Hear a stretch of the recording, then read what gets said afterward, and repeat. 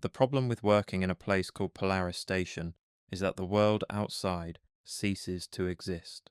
It was a place with no sunrise, no sunset, just the deep white of the Svalbard polar night. We were 120 feet under the permafrost, sealed in a metal can built to study the vanishing ice caps.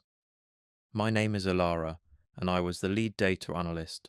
For 3 weeks it was the perfect escape. The sterile routine of the bunker was a clean antidote to the toxic noise of my past life with Marcus. He was a systems engineer, brilliant and manipulative. Marcus didn't break up with you, he simply reclassified your life as a shared project he managed. His controlling possessiveness started small, a demanded copy of my work calendar, a sudden appearance outside my gym. When I finally ended it 3 months ago, he went too quiet. Too quiet because he helped design the network protocols for Polaris. He knew the base better than the people who built it. That felt like a key he still held. The moment I knew the silence was a lie was a Tuesday night, checking the main server diagnostics. I was looking for a minor thermal fluctuation, but what I found was a 3-second anomaly in the access log. A remote desktop connection, a one-time ping that logged in, executed a single script and logged out. The script was a benign health check on a decommissioned sub-level air filtration, but the login credentials were hard-coded engineer keys only Marcus would have kept. I ran the system check again. The log entry was gone, wiped, impossible, paranoid, terrifying. Someone had reached through the ghost of my past and touched the heart of my present. I spent the next 2 days trying to convince myself it was a systems fluke, a ghost packet in the network traffic. But the paranoia stuck. I started to check the base differently, not just temperature sensors and data arrays, but locks, air pressure, heavy steel integrity doors. Everything reported normal, until I stepped into my private lab module and the air hit me wrong. The small room was designed for environmental sterility. Scrubbers cycled constantly. But the smell was cheap, synthetic cedar and sandalwood. Marcus's signature cologne. It shouldn't have been possible if the scrubbers were running. I checked the environmental readout. Filtration running normally, temperature stable at 70 degrees.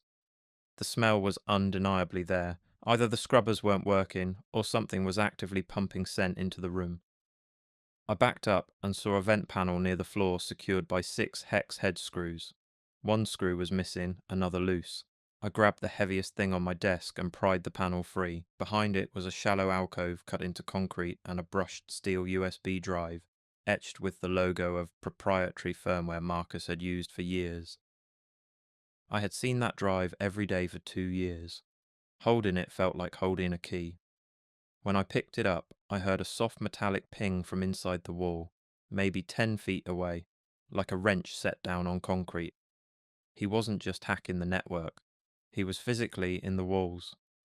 I grabbed the station's emergency satellite phone and punched the code for our emergency contact in Tromsø. The phone connected, then spat a burst of sharp static. I tried again. Same result.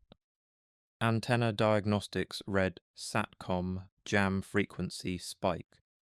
My scheduled check-in window was in 15 minutes. Marcus knew my routine. He had used engineer access to build a timed active countermeasure into the system to jam exactly when I would call. I sprinted to my quarters to grab supplies. The main door slammed shut behind me. I pounded the control panel, hit the unlock override, entered my personal code, then the master code. The screen flashed access denied, lockout, protocol. AIM-7 activated, R7 isolated sectors for chemical leaks and required a high-level manual override from the security hub across a sealed fire door.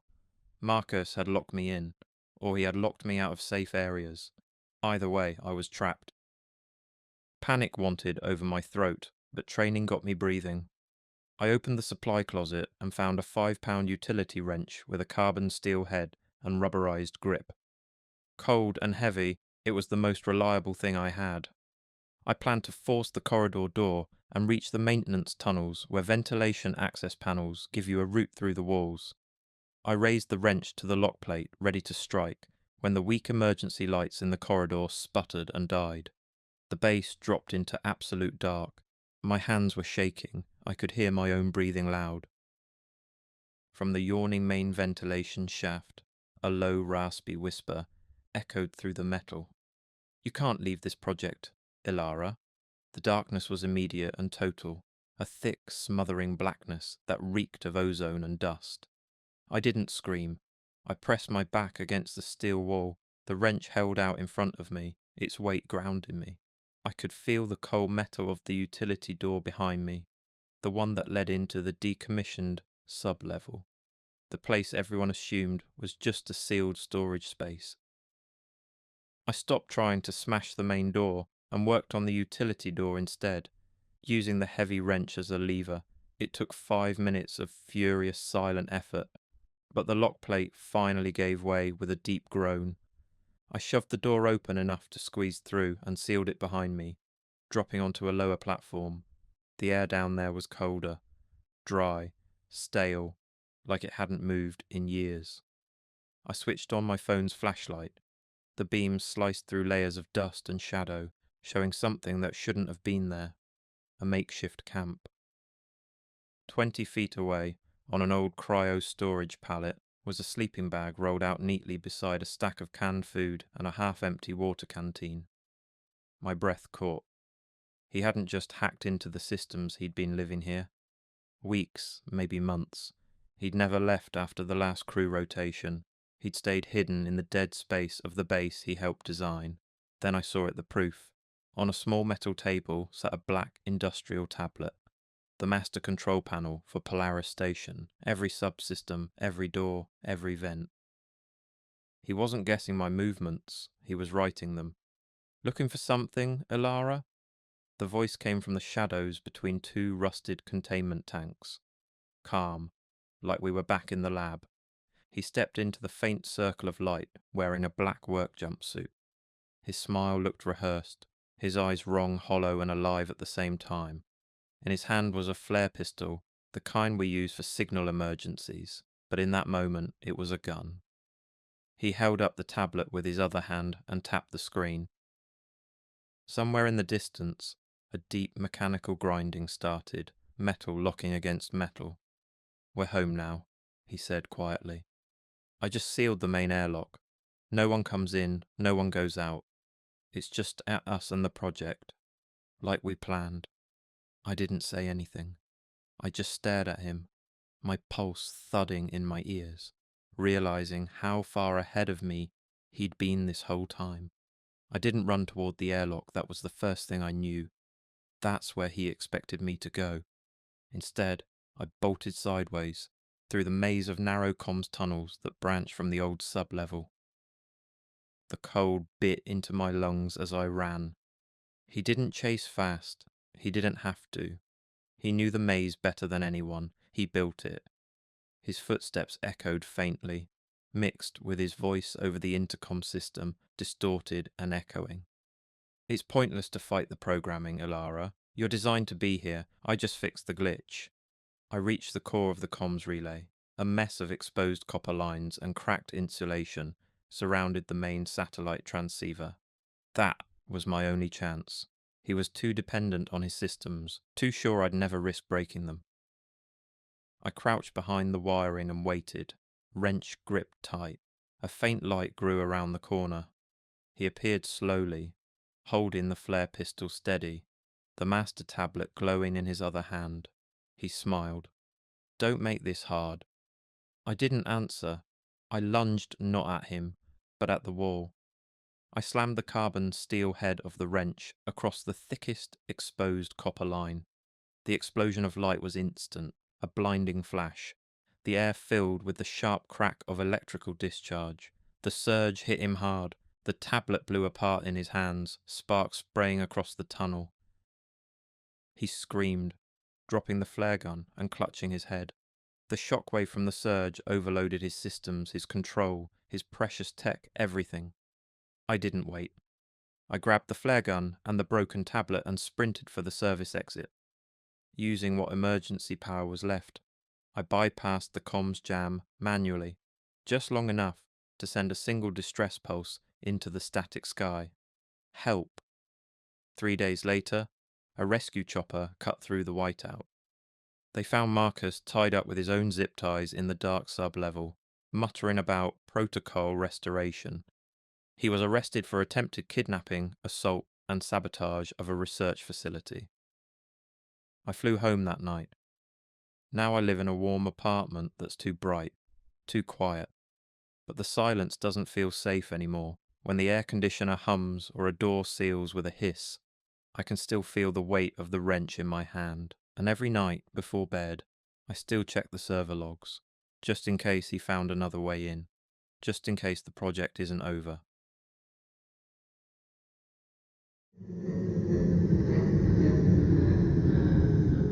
The cabin sits 50 miles past the last stretch of asphalt, deep in the Cascades. Up here, your life is only as reliable as your truck, and my beat-up '98 Ford Ranger was my entire lifeline. I'm Lena, a wildlife photographer and Forest Service liaison, and I came here to disappear. The silence was perfect, the isolation was a shield. My one mistake was dating a man who treated this wilderness like his personal garage.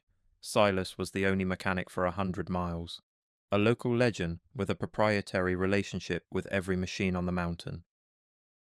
When we were together, he used to say, "I know every bolt on your truck, Lena. I could take it apart with my eyes closed." It was a compliment then. It sounds like a threat now. Breaking up with Silas wasn't a discussion.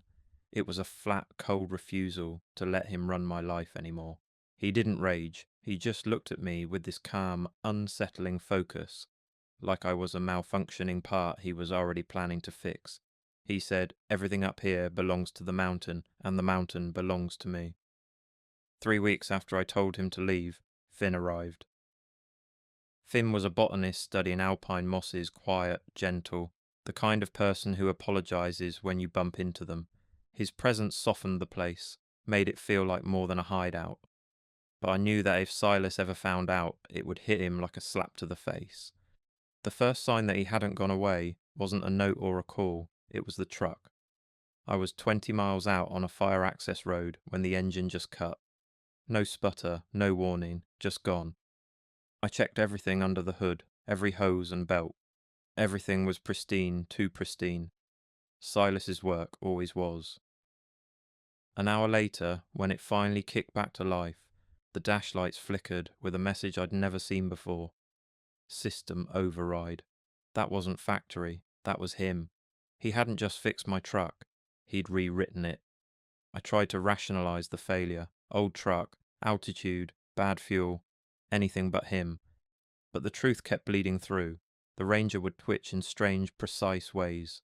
A shudder climbing a ridge, brakes that hesitated for half a second, headlights that pulsed once like a heartbeat when I killed the ignition. Subtle enough to question myself, never enough to prove. Then one afternoon, after the brakes failed just long enough to make me lose control on a downhill curve, I found something near the back tyre. A small bolt, nickel-plated, custom etched with a spiral pattern I'd recognize anywhere. It wasn't part of my truck. It was sitting perfectly centered on a flat rock, right beside the hidden trail that led to the cabin. A trail only Silas knew existed. He was here. That night, Finn and I were returning from a survey trip across the canyon. Fog rolled in fast, the kind that eats light whole. We drove slowly, watching the cliffs dissolve into grey walls on either side. Somewhere past the second switchback, I felt it, the faint wobble under the wheels, like the truck was suddenly floating. "Something's off," I muttered. Finn looked up from his field notes. "What do you mean?" Before I could answer, a symbol blinked on the dashboard. Not the usual check engine light, a glowing wrench icon, slowly pulsing. I'd never seen it before. The steering wheel started to tremble. The truck wasn't failing randomly this time. It was being told to fail. I slowed, praying the tires would hold. The wobble worsened, rhythmic now, like a countdown. We were 5 miles from the old logging camp, the only stretch of road wide enough to turn around safely, but we weren't going to make it. My stomach dropped as I realized that Silas hadn't sabotaged the truck to strand me. He was timing it. I slammed on the brakes, praying the wheel wouldn't shear off. The truck lurched, ABS fighting for traction, and that's when I saw them two massive yellow beams cutting through the fog behind us. The sound came next, a deep, guttural diesel growl. Not a normal truck, a modified tow rig, Silas's pride and joy. He called it the Judge. "He's not passing," Finn shouted, twisting to look. "He's running us down." The Judge hit us from behind. Metal screamed. The Ranger fish-tailed, tyres skidding toward the drop-off. I fought the wheel, shoving it back straight. Another hit harder this time, threw Finn against the dash. I floored it. The little Ford's engine whined in protest, too small to outrun 10 tons of reinforced steel. Every curve we took, his headlights filled the mirrors, close enough that I could see the shape of his cab, flat, black, a silhouette of something built for destruction. Then my phone buzzed in the console. Unknown number. I hit speaker, hoping maybe it was emergency services, though I hadn't even called them. Silas's voice came through, calm and deliberate. "You just passed the Sentinel Rocks, Lena. Careful now, the pavement's slick there." My blood went cold. We had just passed them, invisible in the fog, but exactly where he said. He was tracking us, not by sight, by code. The same system override that haunted my truck was feeding him our position in real time. He wasn't chasing me to scare me, he was steering me, guiding me to wherever he wanted this to end. I swerved hard, taking a desperate, sharp turn onto an unmaintained fire break, just as Silas hit us again. A grinding, metallic shriek that crumpled the passenger side back panel. The momentum threw the Ranger into a shallow ditch on the side of the fire break, killing the engine instantly. We were wrecked, stranded in the pitch-black, silent fog. Finn was clutching his arm, but he was moving. Before I could check the doors, the massive silhouette of the Judge materialized out of the mist, idling 20 feet away. Silas stepped out, his tall frame dwarfed by the heavy machinery behind him. He walked slowly, boots crunching on gravel, a tire iron hanging loosely from his right hand. His movements were controlled, deliberate, like a craftsman approaching a repair. He wasn't yelling, not even breathing hard. Just that flat calm that I used to mistake for confidence. "Did you think you could just swap out the primary components, Lena?" he asked, his tone casual, like we were still standing in his garage. "You belong here. I own this network. I own the roads, I own the mountain, and you know I own your truck." Finn groaned beside me. I reached across him, forcing the glove box open. My fingers closed on cold metal. A single flare. My only weapon. "The Ranger is disabled, love," Silas said. "Nearest help's at least 3 hours. And you know what happens to things that break down on my mountain." His boots drew closer, one step at a time. The fog made him seem unreal, his face a blur until he passed beneath the glow of his own headlights. He looked tired but focused, grease smeared along his jaw. I realized then this wasn't about revenge. It was about ownership. He didn't want to destroy me, he wanted to reclaim me. He wrapped the tire iron lightly against the hood. "You know how much time I spent on this machine? Every circuit, every weld. You think you can just—" I snapped the flare cap off and pulled the striker. The spark hissed to life. I lit the flare. The intense, sputtering crimson light blasted through the fog, painting everything blood red. Silas flinched, bringing up his arm. For a second, he was just a dark figure framed against his own machine, and that was my chance. "Move!" I shouted at Finn. I yanked open the door, grabbed Finn's good arm, and pointed the flare toward the opposite side of the ditch, a sharp, muddy drop I remembered from field surveys. It wasn't a trail, it was more like a scar in the earth, barely wide enough for a person to slide through, but it led down toward the river basin, and it was our only exit. We tumbled down the slope, clawing through the wet brush, the flare's dying light bouncing wildly between trees. I could hear Silas above, his voice echoing, metallic and furious now. "You can't run from me, Lena. You're still on my map." Finn slipped halfway down and caught himself on a root. I dragged him up, ignoring the pain in my knees. The flare sputtered out, plunging us into pitch black. For a few seconds, I could only hear the water ahead and the heavy thuds of boots above. We hit the rocky stream at the bottom and kept moving, wading through ankle-deep water that soaked us to the bone. The fog thinned slightly, just enough to see the faint glint of the stream leading west. We followed it, every splash echoing like a gunshot. By the time the first faint glow of the county road lights appeared, we were half frozen and shaking. Finn fumbled with his satellite communicator, something Silas hadn't known he carried, and managed to ping emergency services. We waited there, sitting on the gravel shoulder, until the distant wail of sirens finally cut through the night. They found the judge abandoned hours later, and Silas asleep in his repair shop at dawn.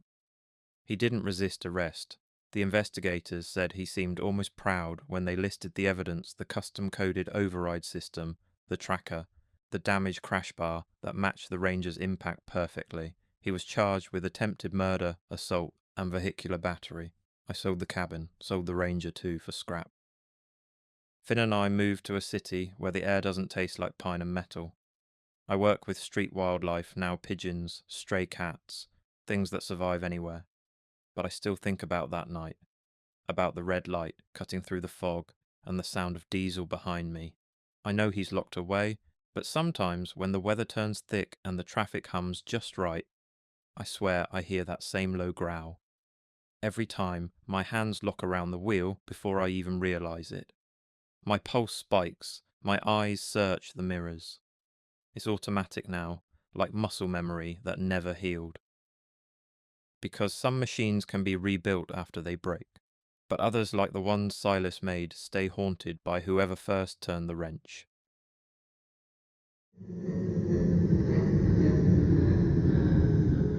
The view from my 32nd floor apartment was supposed to be a symbol of my success. Panoramic, glittering, entirely controlled. I was a tech journalist, Anya Petrova, and I lived in a certified smart home, the future, built today. Every light, every lock, every square inch of climate-controlled air was run through the central hub, a sleek black terminal I called the Oracle. It was flawless because my ex-boyfriend, Leo, designed and installed the whole thing. He was an IT consultant, a genius obsessed with control, and he saw my apartment as his greatest project. That was the problem. Breaking up with Leo wasn't just a simple goodbye, it was decommissioning a complex system. He took the news poorly, saying I was corrupting the primary programming. He warned me that I could replace the man, but I could never replace the infrastructure. I changed the passwords, of course, all of them. I even replaced the main router, but the apartment still felt like it had an invisible co-owner. I started dating Kai, a landscape architect who loved things that grew and couldn't be coded, and the air in the apartment immediately felt lighter. The first definitive sign that Leo was still a resident ghost came on a Saturday night. I was watching a movie with Kai when the temperature plummeted. Not a gradual cool down, but a sudden Arctic blast.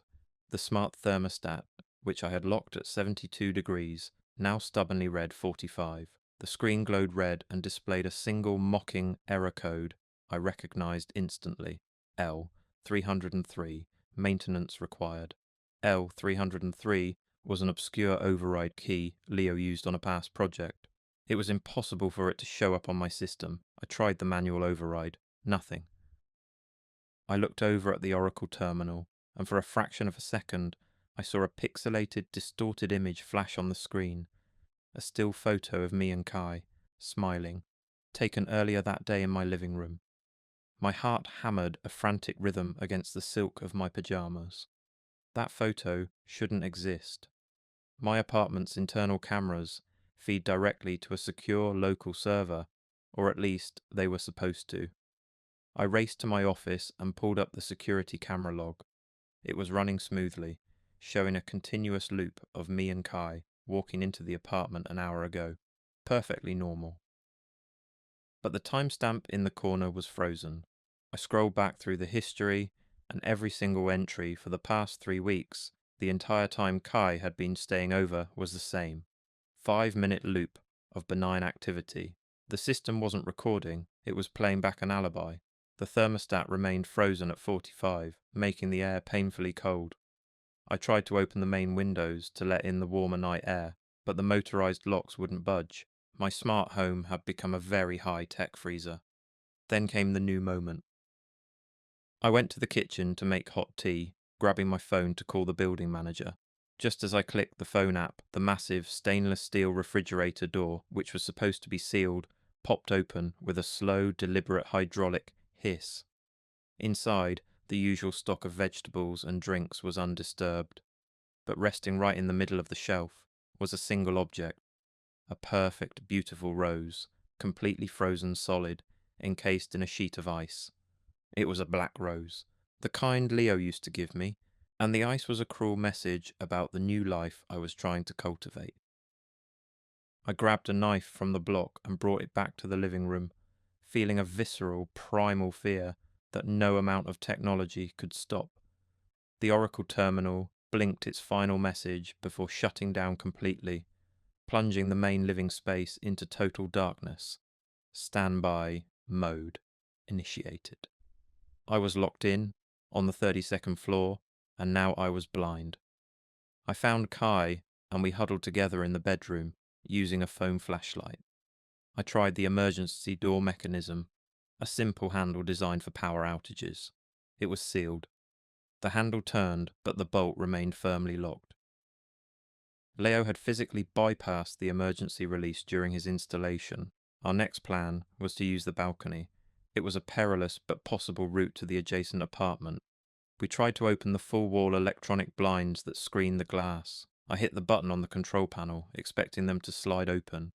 Instead, they slammed shut, with a heavy, grinding clank, fully encasing the balcony door in thick, bullet-resistant composite material. They weren't just closed, they were jammed, sealing us in the apartment's perimeter. Leo was using my high-tech safety features against me, turning the apartment into a windowless, soundproof vault. It was brilliant, terrifying design. Then, the final chilling moment of escalation. I heard a low buzzing sound outside the bedroom window. We looked up and saw the telltale blue glow of a delivery drone hovering just outside the glass, perfectly level with the 32nd floor. The drone dipped, executing a precise maneuver, and dropped a small, white paper box onto the outside ledge of the window. A minute later, the bedroom window, which was designed to be open only for maintenance, slid silently outward, just a few inches. The chilling wind rushed in, carrying the scent of pine and motor oil. The gap was just wide enough for me to reach out and grab the box. Inside was a small, high-definition thumb drive and a single printed note. The note read, "Watch this. The real story." I forced myself to insert the thumb drive into my laptop. I needed to know what his real story was. The file was a 20-minute video recorded from a hidden camera Leo had embedded inside the Oracle terminal itself. It showed every moment I had been with Kai in the apartment, every kiss, every fight, every casual moment, all of it captured in crystal clear quality. But that wasn't the revelation.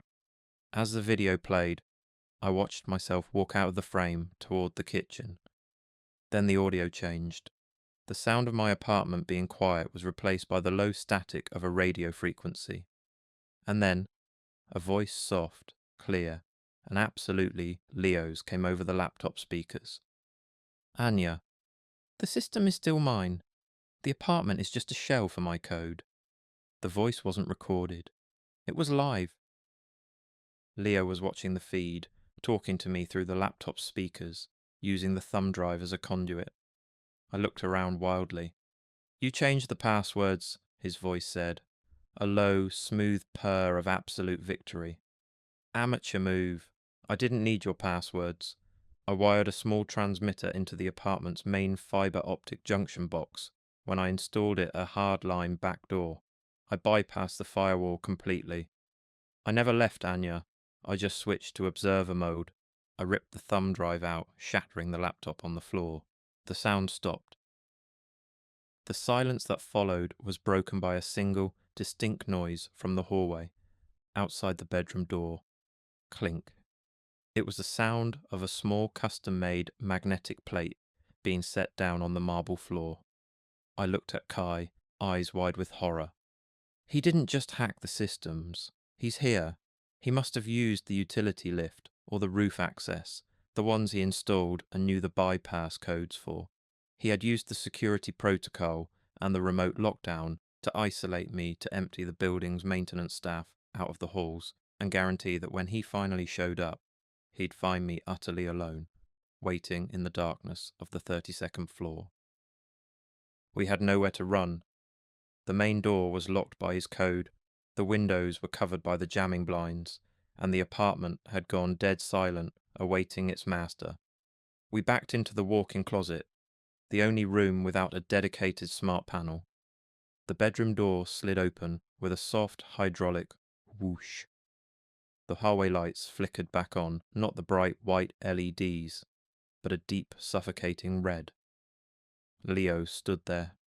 He was impeccably dressed, holding a small silver toolbox. He looked like he was there to fix a light switch, not end a life.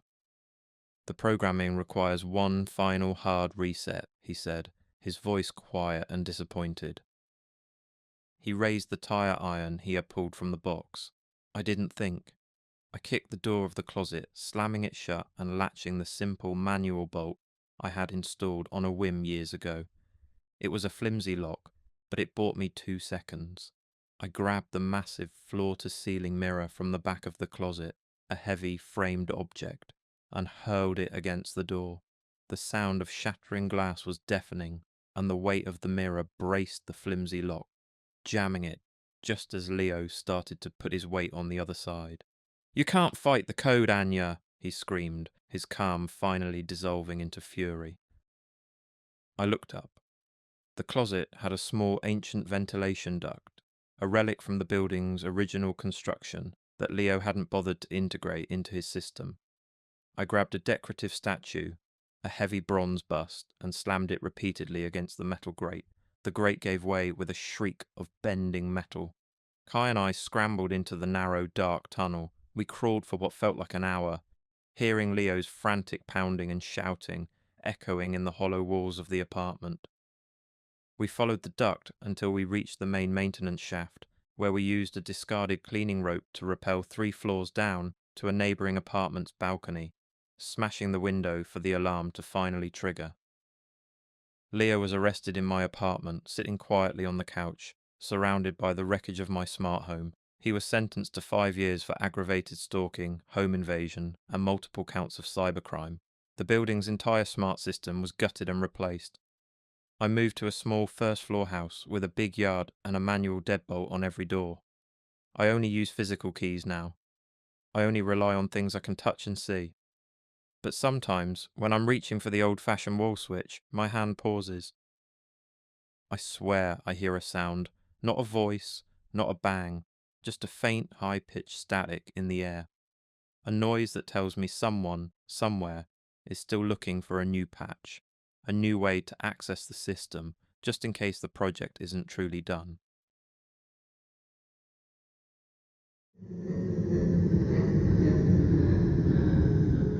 The problem with working the night shift at St. Jude's Hospital is the way the building breathes at 2 a.m. It's too quiet. The silence amplifies every creak of the gurney, every hydraulic hiss of the service elevator. I'm Clara, a surgical ward nurse, and I love the silence. It felt controlled, predictable. Predictability was something I craved after ending things with Reese. He was an anesthesia tech, brilliant, precise, and utterly obsessed with schedules. He didn't just know my shift rotations, he knew the supply room inventory cycles, the security patrol routes, and the exact 3-minute window the main service door was propped open for linen delivery. He knew the hospital like a circuit board he'd personally soldered. When I broke up with him, he didn't argue. He just looked at me with this unsettling, analytical stare, like I was a surgical complication he hadn't accounted for. He said, "You can't erase me, Clara. I'm embedded in your routine." I tried to escape him by switching my assigned parking spot. I moved from the brightly lit main structure to the far corner of the auxiliary lot, beneath a cluster of old, sickly-looking oak trees where the shadows were thick and the nearest security camera had a broken lens. I told myself it was for the quicker exit. The moment I knew I hadn't lost him came 4 weeks later, on a bitterly cold Tuesday night. I was pulling my jacket on in the locker room when my best friend, another nurse named Samira, whispered that she'd seen Reese. He wasn't in the OR, he was near the nurses' station on our floor, a floor he had no business being on. He wasn't talking to anyone, he was just standing by the wall, casually examining the laminated fire evacuation map. When he saw her look at him, he pointed to the map's legend and smiled, a thin, unnerving gesture. He was reminding me that he knew all the exits, even the ones I didn't. That night, my shift ended at 11:30 p.m. I left with Samira, who was driving me home until I felt safe again. We walked together through the dimly lit service corridor. Every shadow felt heavy. As we approached the outside door, I checked my phone. I had a text message from an unknown number. It read, "You should have stayed in the main lot. The walk is longer from here." My blood turned to ice.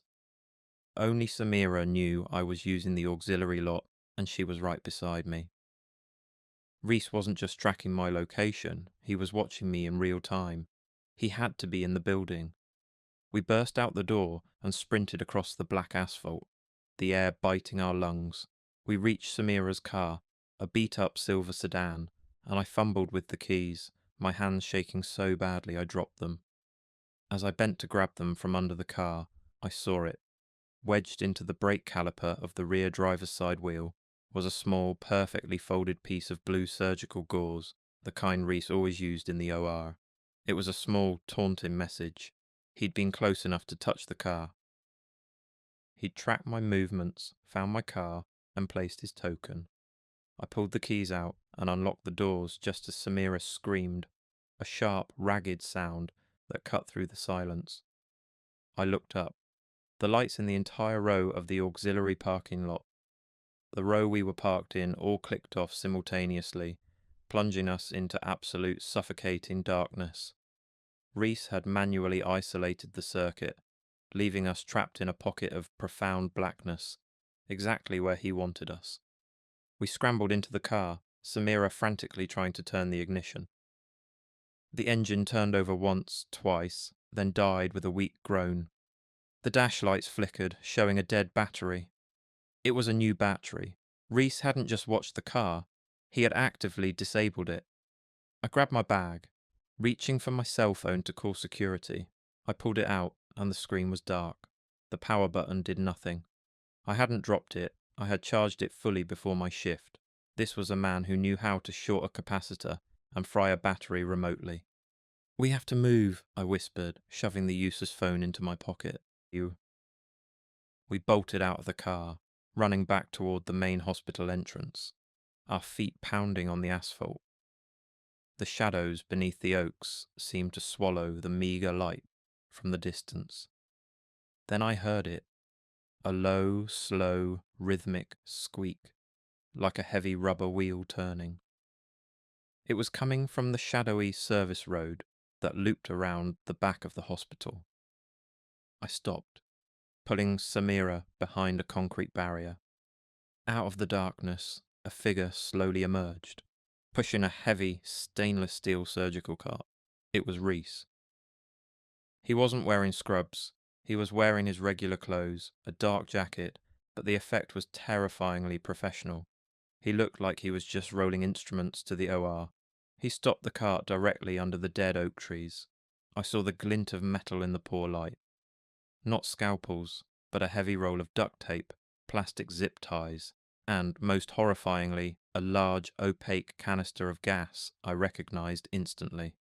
It was halothane, an outdated but potent anesthetic, the kind that could render two people unconscious in seconds if administered in a confined space.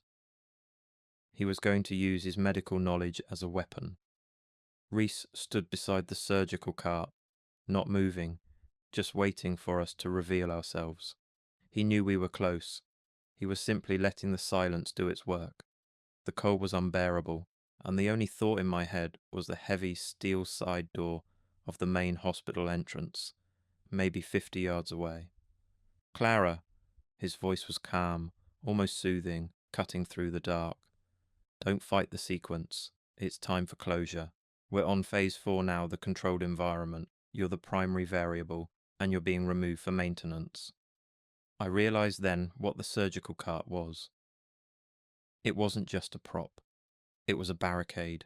He had placed it to block the main pathway, forcing us onto the open parking lot or the narrow, tree-lined service road. He was corralling us. Samira, driven by pure terror, broke cover and started running, not towards the hospital, but toward the street, hoping to flag a passing car. Reese immediately reacted. He pushed the heavy surgical cart hard, sending it crashing into the concrete barrier, creating a horrible metallic din that echoed across the empty lot. The noise was a distraction and a warning. I used his distraction. I ran in the opposite direction, straight back toward the auxiliary lot, knowing he was now focused on Samira. As I ran past the car, I saw the final chilling revelation. Resting on the hood of Samira's silver sedan was a large, brightly coloured printout of the entire hospital parking lot map. My original assigned spot was circled in red marker. The auxiliary lot spot was circled in thick black permanent ink. And scrawled across the bottom, in Reese's meticulous handwriting, was a single word: pre-op. He saw this not as a confrontation, but as a procedure. He had planned this step by step, using his access to the security archives to study the facility he was now operating on. He was the surgeon, and I was the patient he was preparing for a final terrible diagnosis. I didn't keep running. I stopped at the corner of the auxiliary lot and looked around wildly. I needed to create a massive disruption. The only thing I saw was the hospital's outdoor dumpsters, 4 massive, wheeled plastic bins used for general waste. I threw my weight against the nearest dumpster, shoving it hard. It scraped loudly, rolling toward the next one. I slammed the second into the third, creating a wall of trash and plastic that blocked the corner of the lot. The sound was a horrible, echoing racket. The loudest noise I could make. The noise drew Reese away from Samira. I heard his footsteps pounding back toward me, fast and furious. I was cornered, backed up against the tall chain-link fence that marked the hospital property line. Reese came around the corner of the parked cars, the silver tire iron he'd hidden in the cart now glinting in his hand. He was breathing heavily, his eyes blazing with a predatory fury. "You're fighting the plan, Clara," he panted, raising the tire iron. "You never listen." I didn't have a weapon, but I had one thing he didn't: the ability to be unpredictable. As he lunged, I didn't run. I reached up and grabbed the top of the chain-link fence. It was too high to climb, but it was just flexible enough. I grabbed the mesh, put my foot on the lowest rung, and threw my entire body weight backward, pulling the fence down and forward. The metal shrieked and groaned, and the fence collapsed, not on top of me, but directly on top of Reese, wrapping him in a tangle of rusty metal mesh. He roared, dropping the tire iron, struggling to free himself from the sharp, cold netting. I didn't look back. I climbed the 3 feet over the fallen fence and scrambled down the other side, rolling down a short, grassy embankment until I reached the main street. I ran into the middle of the road, screaming, until a late-night cab driver finally saw me and slammed on his brakes. Samira was shaken but safe. She had managed to hide in the shadows of a large delivery truck. Reese was found 10 minutes later, still tangled in the fence, staring blankly at the hospital lights. He was arrested for attempted assault and stalking. I moved to a different city and switched to daytime shifts. I never step foot in a hospital that's quiet. But sometimes, when I'm in a crowded room, I find myself compulsively checking the fire exit maps. And when I walk through a doorway and the fluorescent lights flicker overhead, For a terrifying second, I feel the chill of that empty parking lot. I feel like I'm still operating on his schedule, and I still can't shake the feeling that my routine is being watched, logged, and waiting for the next pre-op command.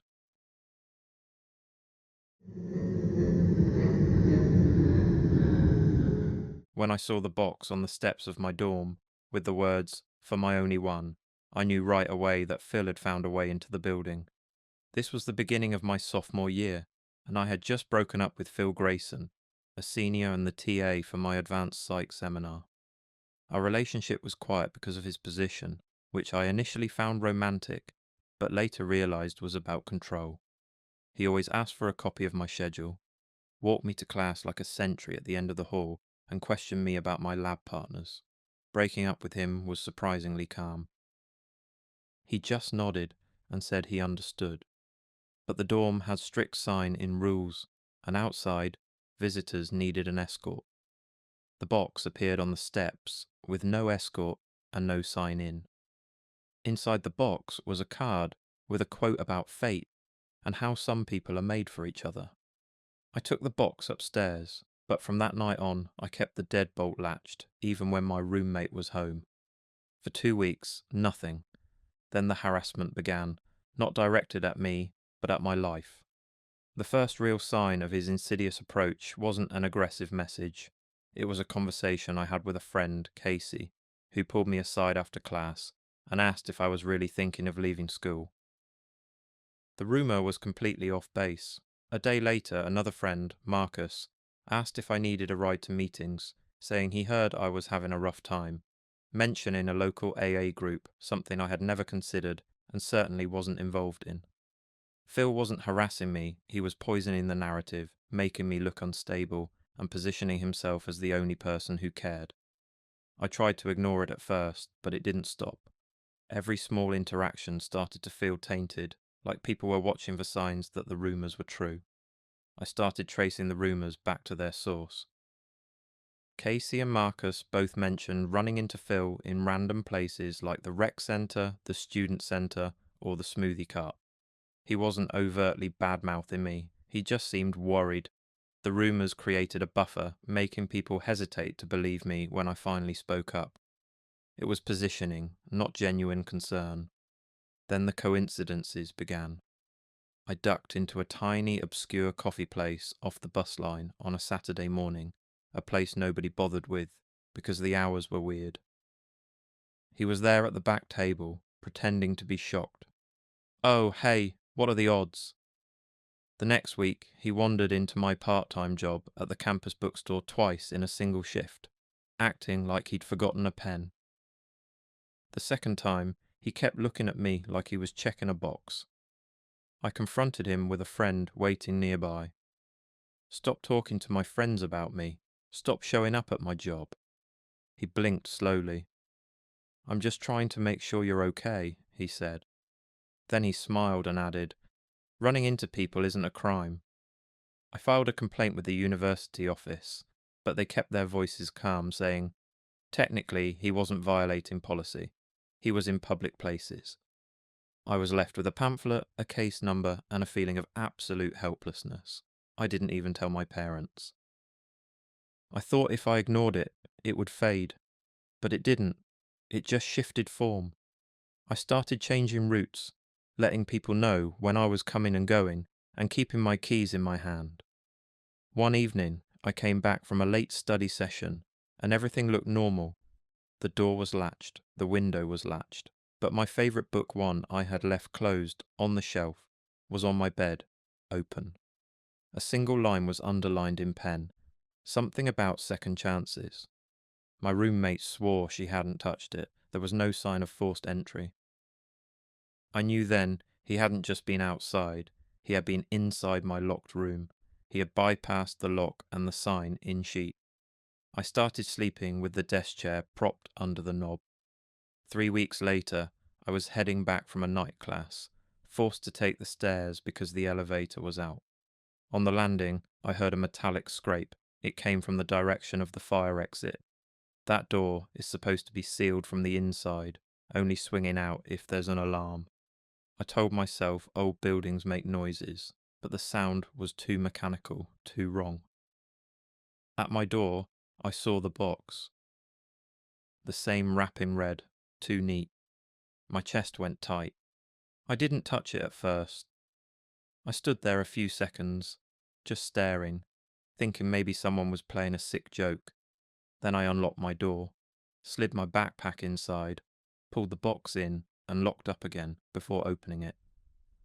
I was trying to stay calm, telling myself maybe it was something else, anything else. But inside were my things: a hair clip I'd left in his car, a little spiral notebook, a USB drive I'd once lent him, even a coffee receipt I'd thrown out months ago. These were pieces of me returned not as a gesture, but as evidence of his meticulous inventory of my life. At the bottom was a photo of us, taken through the library window, a picture I had never seen before. On the back, in his neat handwriting, was the message: "I'm always near, even when you don't see." That was when the air in the room changed. It wasn't just fear anymore. It was that feeling of being watched, of every wall having eyes. I picked up my phone, called campus security, my hands shaking so bad I could barely hold it. I told them about the stalking complaint, the box, and the forced fire door. I didn't even realize I was crying until the officer on the line told me to stay in my room and lock everything, that they were on their way. I waited by the door, sitting on the floor with my back against it, every sound in the hallway making my skin crawl. I thought about the times I'd ignored those coincidences, told myself it wasn't worth the drama. Now it was all right in front of me, undeniable. When the knock finally came, I almost didn't answer because I wasn't sure it was really them. 2 officers came up within minutes. One of them crouched by the fire exit and pointed out fresh marks on the latch plate, small but obvious signs that the door had been pried open. They took the box and the photo as evidence, carefully, like they didn't want to disturb anything. The older one asked me if I'd noticed anyone following me or hanging around.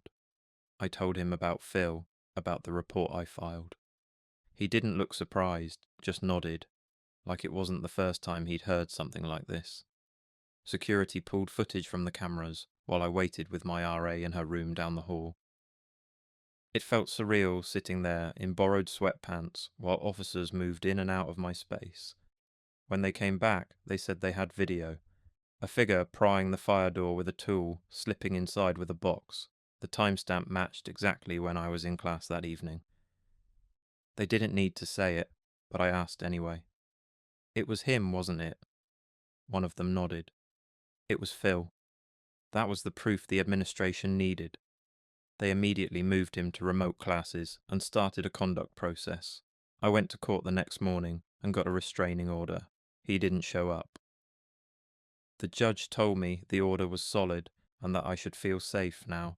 But that word safe didn't feel real anymore. My roommate asked if I wanted to move out. I said no at first, but within a week I transferred dorms to a different building, closer to campus security. People talk about red flags like they're bright and obvious, but they're not. They're small. A schedule check that turns into a location demand. A coincidence that becomes a pattern. A person who looks too calm when you finally tell them to stop. I still take the stairs sometimes because I don't like closed spaces. And every time I pass a fire door, I pause and listen, waiting for that metallic scrape. I know I'm safe now. There's distance, paperwork, and cameras between us. But I can't shake the feeling that he's still nearby, watching and logging my routine.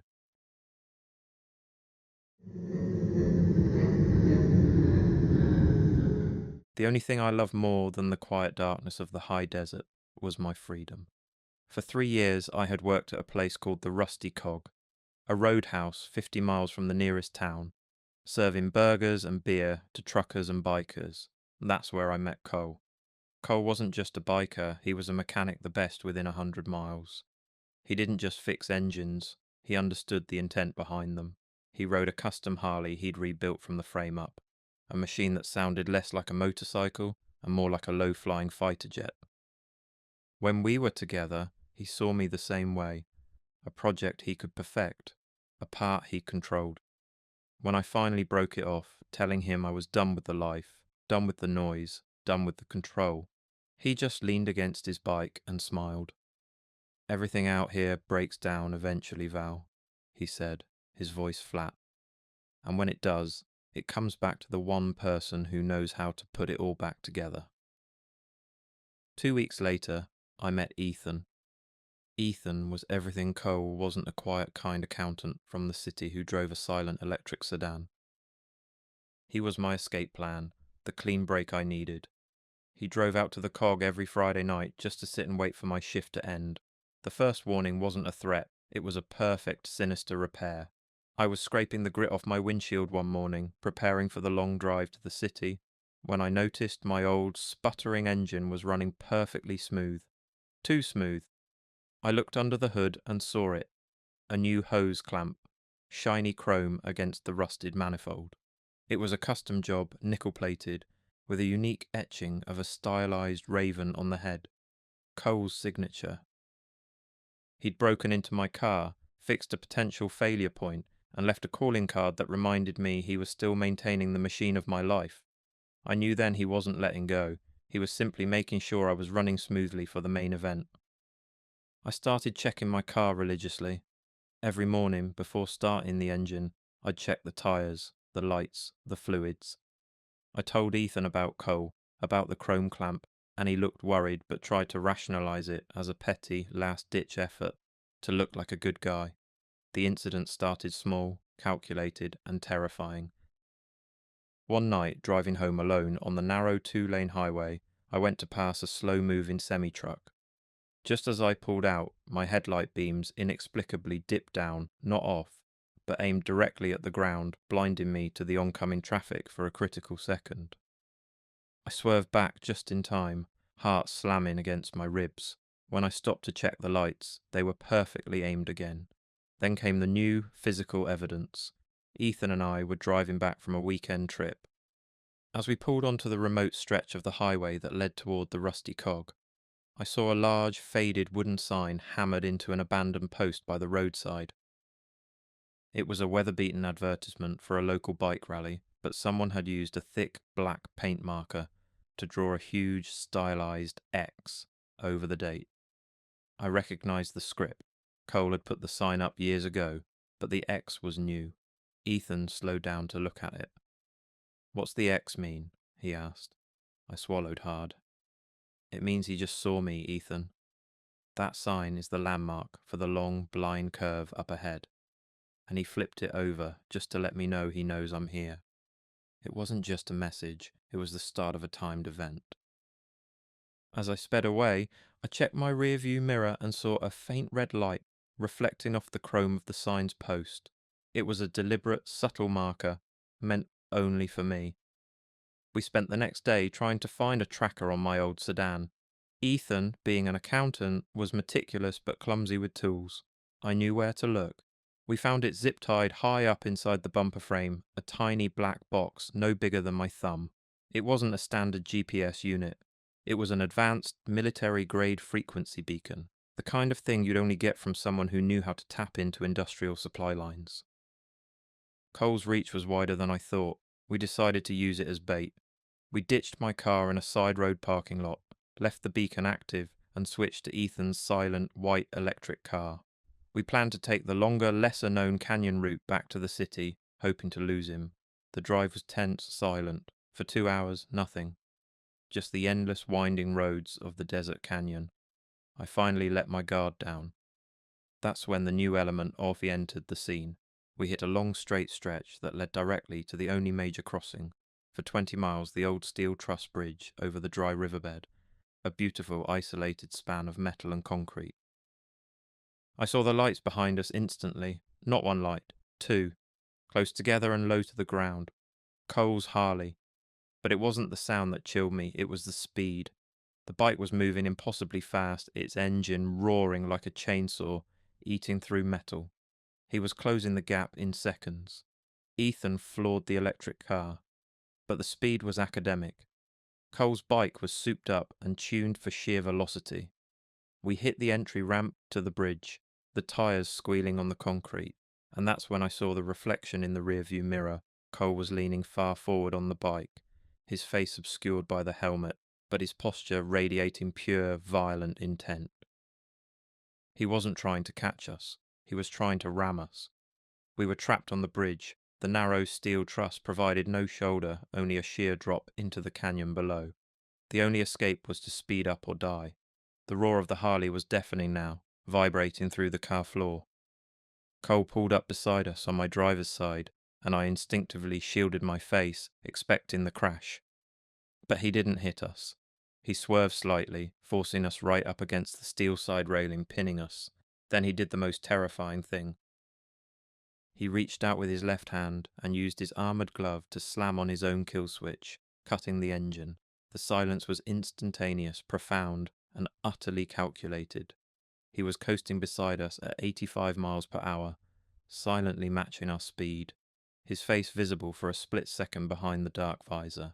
Then he lifted his right hand and held something up to the side window. It was a heavy, rusted crescent wrench, a tool I recognized from his workbench. He smashed it against the window, the tempered glass spider, webbing, but holding. "This is the final check, Val," he screamed over the wind noise, his voice thin and ragged. "The system requires a clean-up." I realized the truth in that moment. The final check wasn't a threat. It was a distraction. His eyes weren't on me. They were on the bridge structure.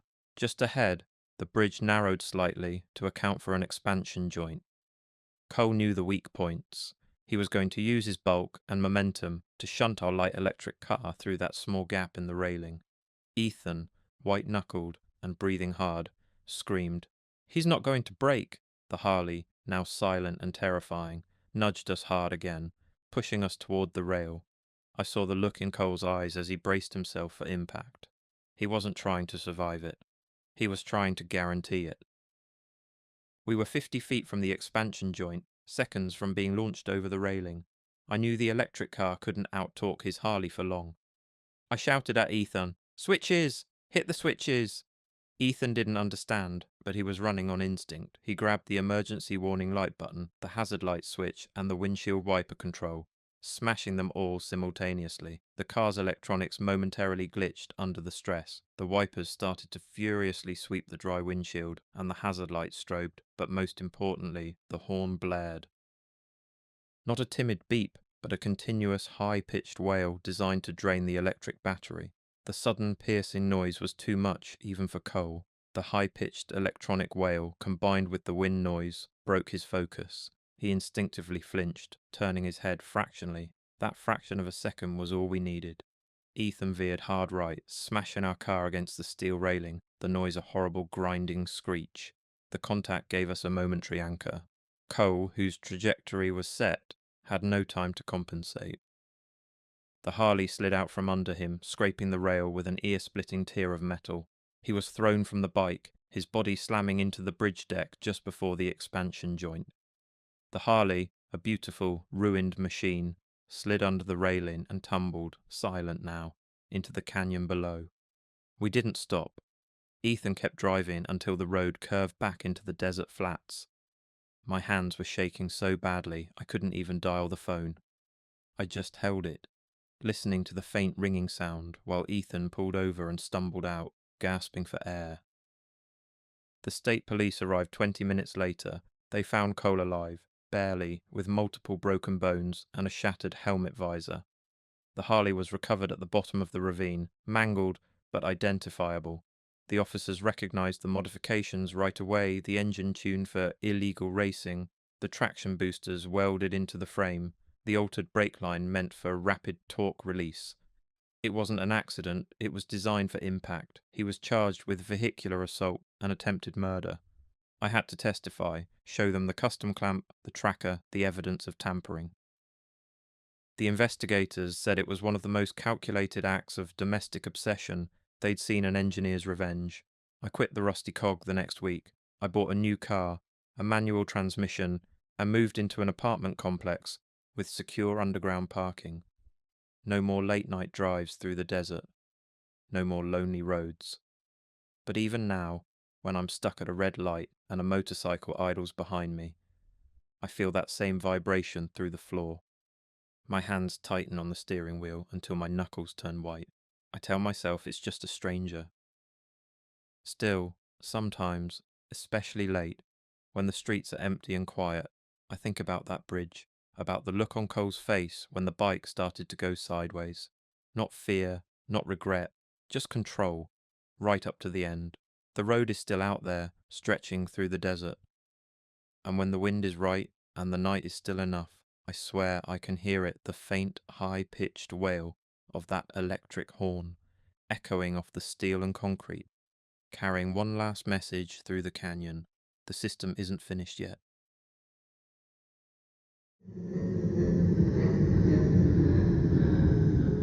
A wildlife conservation specialist living out in the sticks started noticing strange failures in her truck after breaking up with an obsessive mechanic.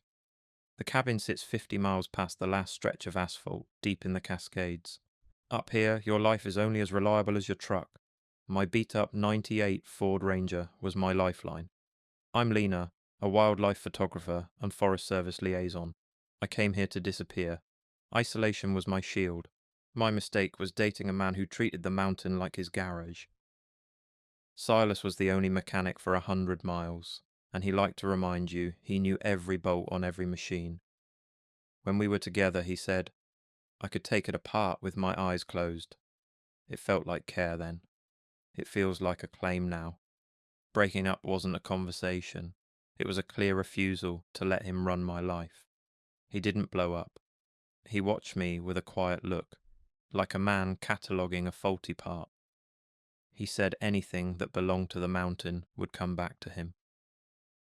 3 weeks later, Finn arrived. He's a botanist, soft-spoken, the opposite of Silas. He brought a light into the cabin I didn't know I wanted. I knew Silas would hate him. The first real sign wasn't a message, it was the truck. 20 miles out on a fire access road, the engine died, clean cut. I checked fuel, ignition, everything. The truck was spotless, Silas grade.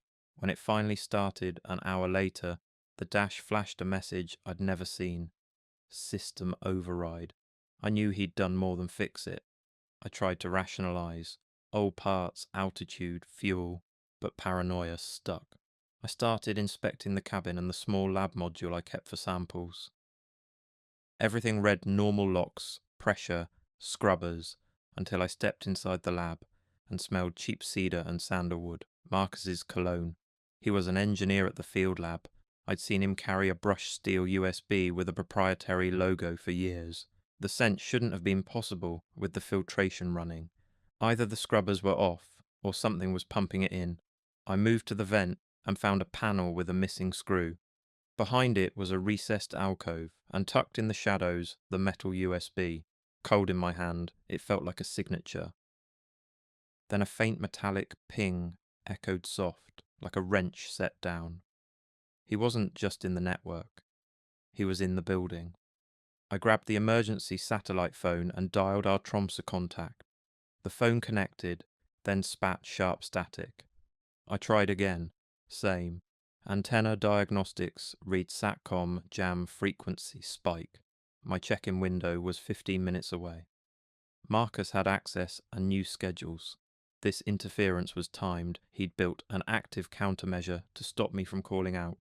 I ran for supplies and the main door slammed shut behind me. The control panel refused my code and the master key. The screen mocked me. Access denied. Lockout protocol R7 activated. R7 isolates sectors for chemical threats and needed a manual override from security 400 feet away. Marcus had locked me into the wrong part of the station, or worse, out of the safe areas. Training cut through panic. I'm used to field problems. I grabbed a 5-pound utility wrench from the closet, the heaviest tool available. It was blunt, solid, reliable. I planned to force the control plate and get to the maintenance tunnels. I replayed things I'd let slide while with him, the way he'd help and never leave, the small comments about ownership. I told myself he wouldn't cross a line. Finn trusted me. He didn't deserve this. Calling the ranger district felt useless. The storm had cut the roads and help would be ours. There was only one realistic option: pry my way back to the tunnels and lock the movement on my terms right now. I raised the wrench to the lock plate when the emergency light sputtered and died. The corridor went black. The ventilation shaft above swallowed the hum of the systems. From that dark metal throat, a low, raspy whisper slid out, close and deliberate. "You can't leave this project, Ilara." The darkness was immediate and total, a thick, smothering blackness that reeked of ozone and dust. I didn't scream. I pressed my back against the steel wall, the wrench held out in front of me, its weight grounding me. I could feel the cold metal of the utility door behind me, the one that led into the decommissioned sub-level. The place everyone assumed was just a sealed storage space. I stopped trying to smash the main door and worked on the utility door instead, using the heavy wrench as a lever. It took 5 minutes of furious, silent effort, but the heavy lock plate finally groaned and tore free from the frame. I scrambled through the narrow opening and sealed it behind me, dropping down onto a landing platform. The air down here was stale and colder, carrying a faint metallic tang that made the back of my throat ache. I turned on my phone's flashlight. The beam carved a weak white tunnel through the dark. The space was supposed to be empty. It wasn't. 20 feet ahead, in the old cryo storage module, was a makeshift camp. A sleeping bag, food cans, a canteen half full. A small lamp powered by a jury-rigged battery hummed quietly. He'd been living here underground, inside the station for who knows how long. He never left after the team rotated out. He just stayed. Then I saw the proof. On the table lay a black industrial tablet, the same kind he used when he ran diagnostics months ago. The interface was open to a control screen labeled Polaris Master Node. Every lock, every ventilation unit, every door was listed there. He'd written himself into the infrastructure. "Looking for something, Ilara?" His voice came from behind a storage container, calm and too close. He stepped out of the shadows wearing a black work jumpsuit, face thinner than I remembered, eyes sunken but bright with something manic. In one hand, the tablet. In the other, a flare pistol. I froze, keeping the wrench low. He didn't point the gun yet. He was savouring it. "I just sealed the main airlock," he said softly, tapping the tablet. A grinding rumble echoed through the steel floors. "No one goes out, no one comes in. It's just us now, like we planned." I said nothing. Any movement felt like permission. His smile stayed fixed, twitching slightly at the corners. He'd been alone too long, and his mind had turned inward, feeding on the silence. I didn't run toward the locked airlock that was his trap. I bolted past him, wrench in hand, into the winding maze of the comms tunnels. My lungs burned from the cold, thin air. Behind me, he didn't sprint. He walked. He knew I'd get lost. He knew he could toy with me. The lights flickered on, then off again. He was cycling power through the grid, controlling every breath of space. His voice came through the metal ducts like a whisper in my skull. "It's pointless to fight the programming, Ilara. You're designed for this. I just fixed the glitch." I kept moving, turning corners blindly until I hit the heart of the comm system, thick bundles of wires leading into the satellite relay. He had built this system. I'd watched him calibrate it. If he was the brain of the base, this was the spinal cord. I crouched in the dark and waited. The sound of his boots echoed, steady, getting closer.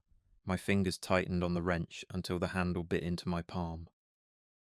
He appeared around the bend, the industrial tablet held up like a flashlight, the flare gun aimed at my chest. His voice was low, measured. "Don't make this hard." I stood fast, then suddenly lunged, but not at him. I drove the wrench straight into the exposed copper lines. The explosion of light was instant, a blinding white flash followed by a sharp metallic crack. The feedback surged through the grid, a violent wave of power. Sparks shot across the walls. Marcus screamed, dropping both tablet and gun, staggering backward as a shockwave fried his control circuits.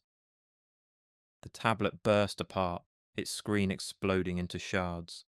I didn't stop to look. I grabbed the fallen flare gun and the broken tablet and sprinted down the last tunnel toward the radio mast access. With the emergency system flickering, I forced the manual bypass open and slammed the transmit switch. The beacon light turned red, then green. I sent one word into the void: help. 3 days later, the rescue team found me half conscious near the surface hatch. They found Marcus alive, zip-tied with his own restraints in the sub-level, muttering lines of code to himself. He was charged with kidnapping, sabotage, and attempted murder. Now I'm home in a warm apartment that hums too softly. The noise of air vents, the mechanical sigh of elevators, it all feels wrong. I keep the utility wrench under my bed.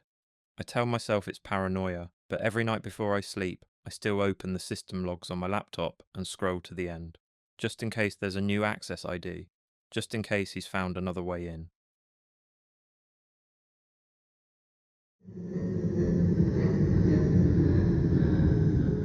The Sterling Institute was built in 1908 as a private asylum for the wealthy, and it felt every bit of its century of misery. The halls were too wide, the ceilings too high, and the air always carried a damp, metallic chill. I, Dr. Juliana Vance, was a neuroscientist there, studying trauma response. I sought out the isolation. It was a perfect, sterile envelope for my work and for my life. My only connection to the outside was Elias Thorne, my ex-boyfriend. He was a brilliant, meticulous pharmacological researcher at the Institute.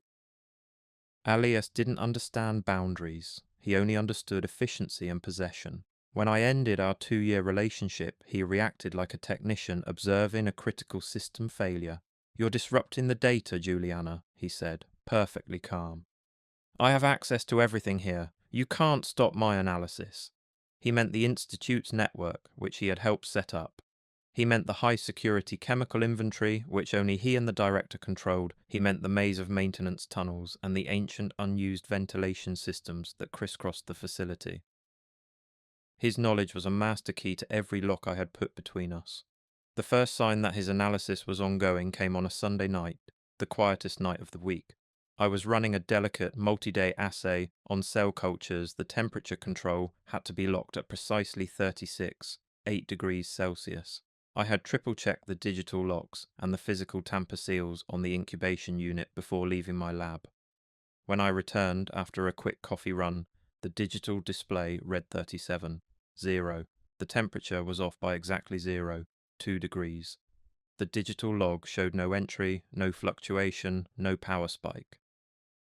But someone had bypassed the primary lock, opened the unit, and manually adjusted the temperature, then carefully resealed everything without leaving a trace.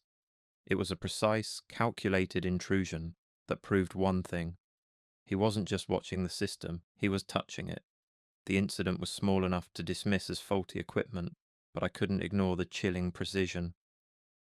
Elias was showing me he could get to my work, the one thing I valued more than my peace. The next strange event was 2 days later, late in the evening. I was in the records room, pulling an ancient physical logbook from the Institute's asylum days. My research often required checking the historical notes. The room was deep in the main wing, rarely used, and sealed by a heavy, old-fashioned deadbolt. As I opened the massive, leather-bound book, a soft, fine powder drifted from the pages onto the steel desk.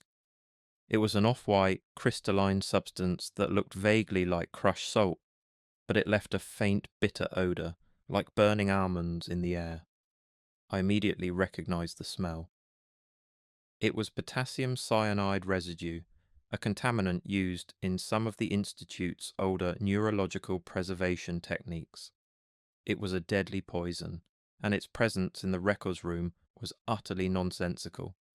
The chemical should have been locked deep in the sub-level vault. My heart hammered against my ribs. I grabbed a small sample into a sterile vial and then ran back to my lab, my mind racing. Elias managed the chemical inventory. He had moved a deadly substance out of its secure location and deposited a traceable residue in a place he knew I would eventually visit. As I secured the sample, The harsh, white, fluorescent lights in the main corridor outside my lab suddenly began to flicker violently, then died with a loud final pop. The emergency power kicked in, bathing the hall in a sickly green light that only seemed to deepen the shadows. He wasn't just leaving breadcrumbs anymore, he was cutting the power lines. I slammed the heavy steel door of my lab shut and hit the lockdown button. The door locked, but the motion sensor light in the hallway directly outside my lab remained on, stubbornly refusing to turn off despite the lack of movement. He had overridden the motion sensor, making it permanently active. He was simulating a presence right outside my door, trying to make me think he was standing guard. I went to the secure phone in the corner, punched the 4-digit code for internal security, and waited for the dial tone. Instead, a voice came over the speaker, calm and saccharine. The Sterling Institute is temporarily closed for unscheduled maintenance. All services are suspended. Please return to your designated zone. It was a pre-recorded message, the one the Institute used for scheduled fire drills playing on an infinite loop. He had hijacked the emergency line and rigged the response, isolating me from the outside world. I needed to see what he was doing. I knew the old asylum's blueprints were still filed in the sub-level library.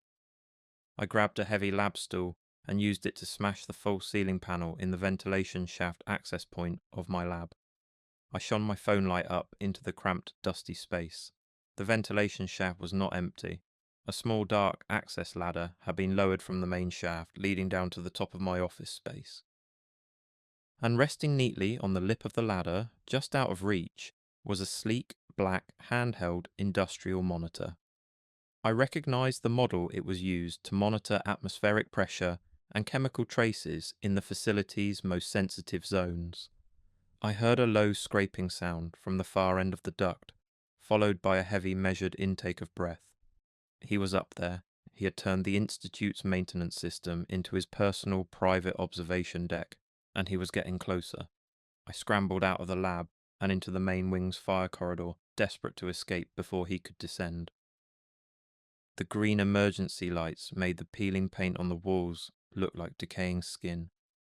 I ran toward the stairwell, but the massive steel fire door at the end of the hall was shut. A printed, official-looking notice was taped to the surface. Structural integrity. Testing. Do not enter. Authorized. Personnel. Only. I knew that was a lie.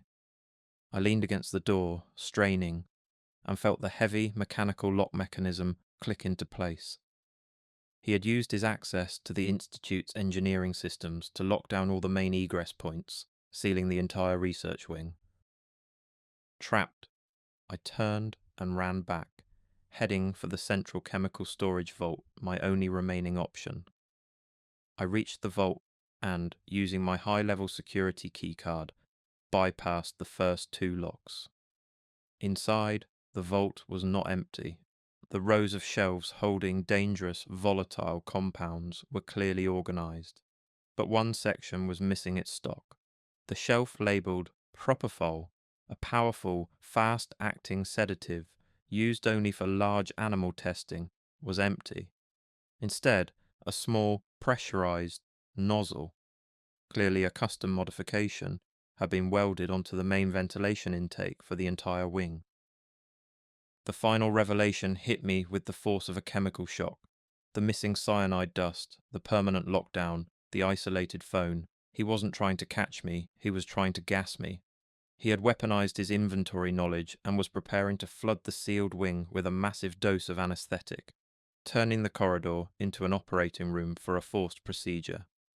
I looked at the nozzle, then back toward the corridor I had just fled. A low, rhythmic hiss started to emanate from the ventilation. He was activating the system. But the most terrifying realization was the one I hadn't made. He hadn't escaped the wing. He had locked himself in with me. The hissing quickly turned into a steady, low rush of air. I knew I had seconds before the colourless, odourless sedative began to fill the corridor. I had to use the one weapon he hadn't accounted for, the old, unstable infrastructure.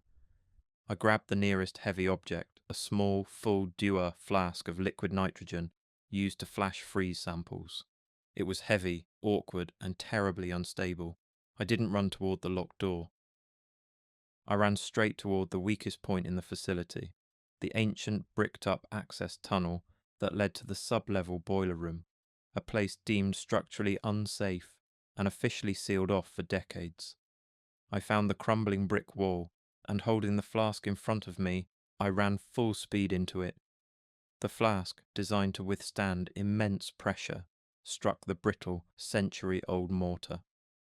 The wall groaned, then shattered inward, sending a cascade of dust and brick tumbling down into the dark abyss. I dropped into the sub-level, the thick dust saving me from serious injury. I heard a shout from the corridor above Elias. He must have seen the dust cloud through the ruined wall. He was scrambling to get to me. I heard his footsteps in the darkness, the scraping of his heavy boots on the uneven concrete floor. I rounded a corner and saw him. He was covered in dust, holding a heavy pipe he'd yanked from the wall, illuminated by the single weak bulb of the boiler room. "You can't reprogram this, Juliana," he yelled, his voice echoing in the vast, damp space. I didn't argue. I didn't fight. I swung the Dewar flask of liquid nitrogen over my head and hurled it against the thick copper pipe of the ancient main water line. The super-cold nitrogen, rapidly expanding as it warmed, hit the stressed metal pipe. The pipe instantly froze, cracked, and burst with a violent, deafening explosion of steam and freezing water. The rush of steam and water engulfed the room, throwing Elias backward against a concrete support beam.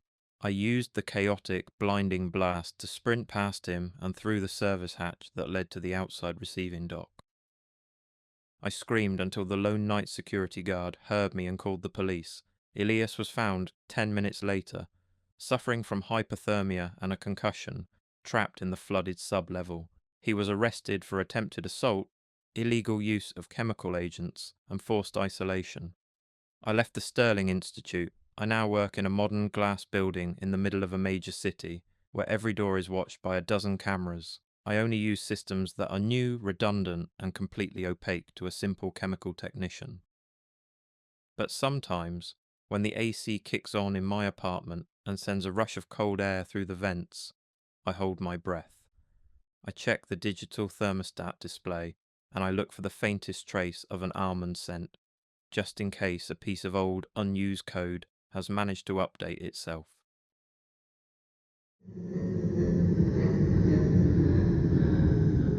The Ashland Apartments were a monument to forgotten architecture.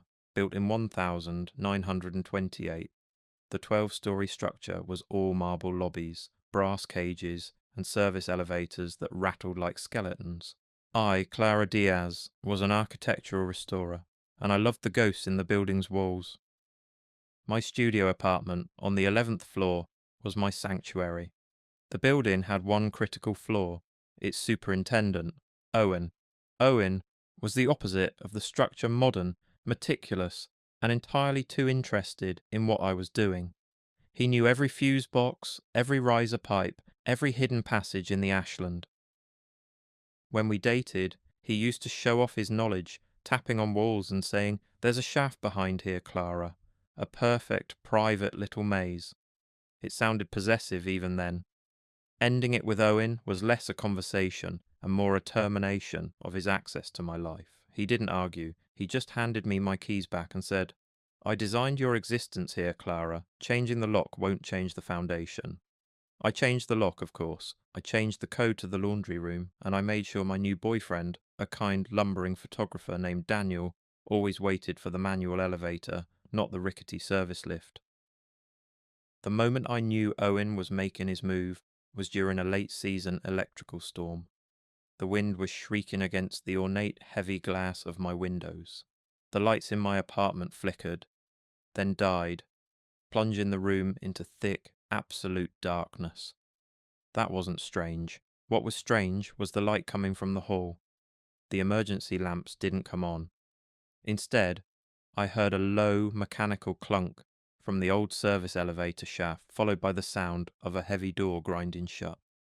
Then over the howl of the storm, my phone buzzed with an incoming text from an unknown number. "The systems are offline, Clara." Only authorized personnel can navigate this building now. The ashland wasn't just powerless, it was locked down, and the only person with access to its heart was Owen. My heart pounding a frantic rhythm, I fumbled for my emergency kit, a headlamp, and a heavy flashlight.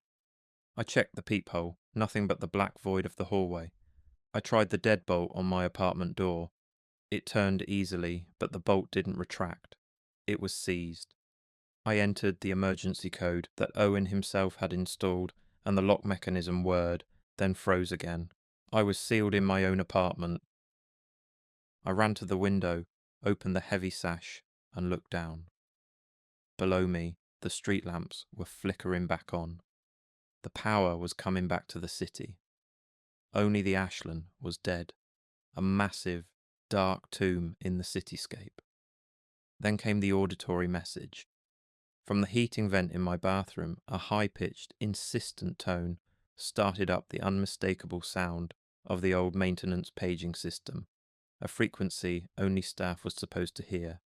Then Owen's voice, distorted but clear, echoed through the vents, his tone calm and managerial. 11th floor, Unit 1104. We have a tenant who failed to comply with the safety protocol, initiating isolation phase. All perimeter access points are now sealed. He wasn't talking to security, he was talking to me. He was narrating his own process of trapping me.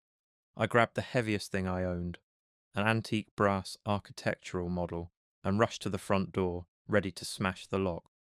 Just as I raised the model, a small square panel on the wall near the floor popped open with a soft, hydraulic hiss. It was the mail chute for the 11th floor. Tucked neatly inside, illuminated by my flashlight, was a single object, a small silver master key to the Ashland apartments. It wasn't the newest model, it was the original brass skeleton key that opened the basement access and the roof door. He had deliberately placed the key, the one object that could free me in the wall chute, knowing I would find it and be forced to move toward the service areas he controlled. I debated for only a second before grabbing the key. It was bait, but it was my only option. I knew he wanted me moving. I needed to reach the roof access door, use the master key to exit, and cross to the adjacent building's lower roof.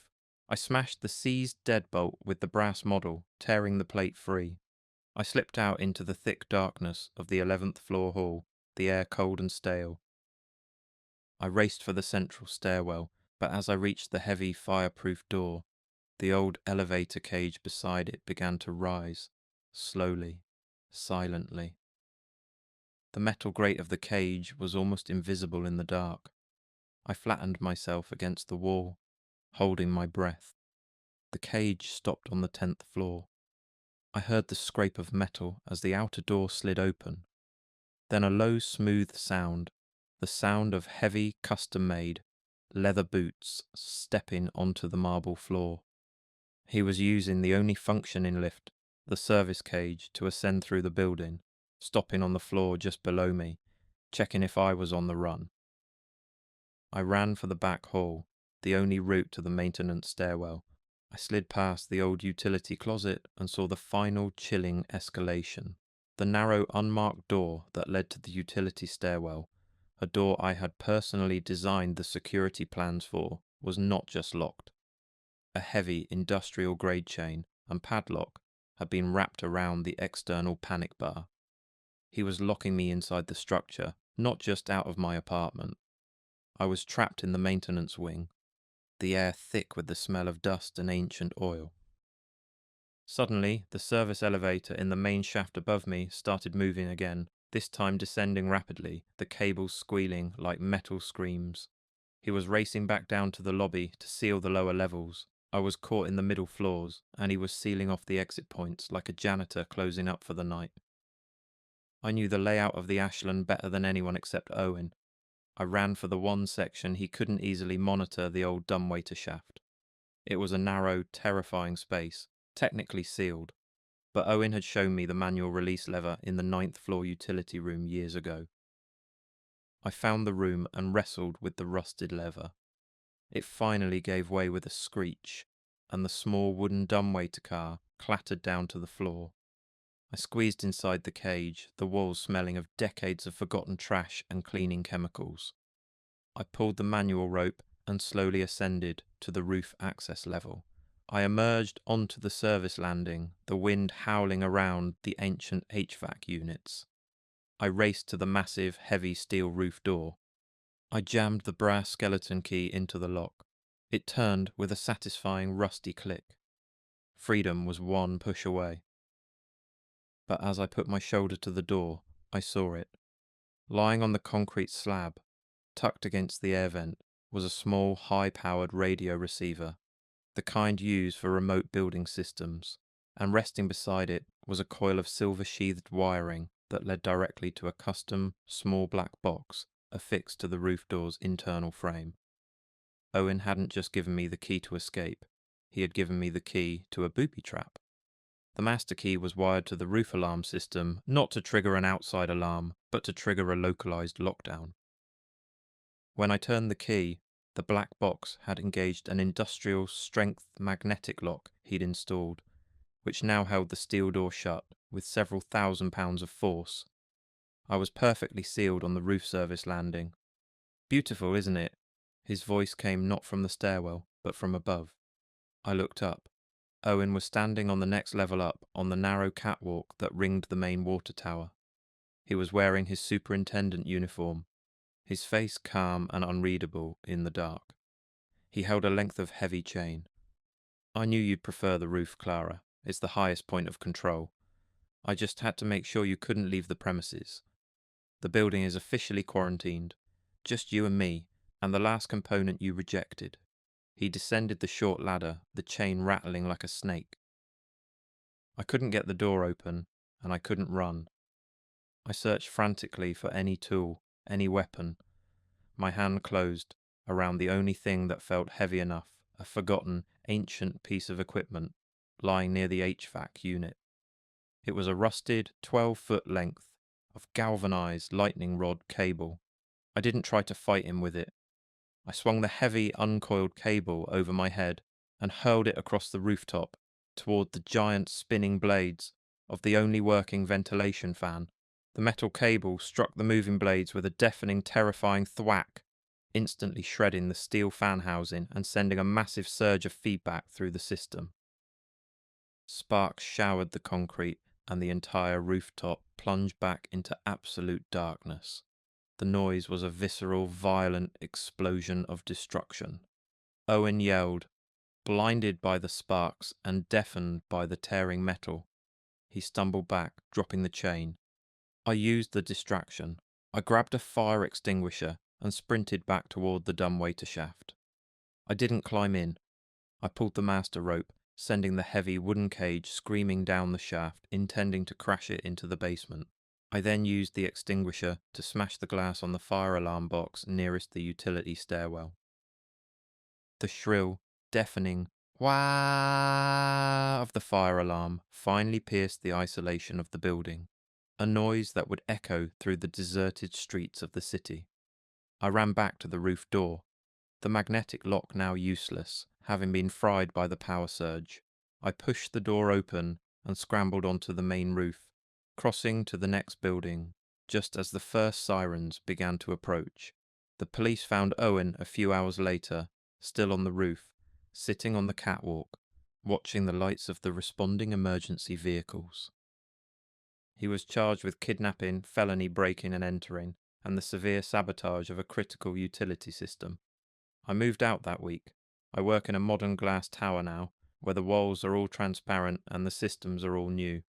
I only use stairs, never elevators. I trust modern design over historical charm. But sometimes, when the wind howls at night and the lights flicker, my hand instinctively reaches for the door handle. I look up at the ventilation grill, and I listen for the low, calm voice of a manager informing me that the building is now sealed and that I have failed to comply with the only protocol he ever cared about.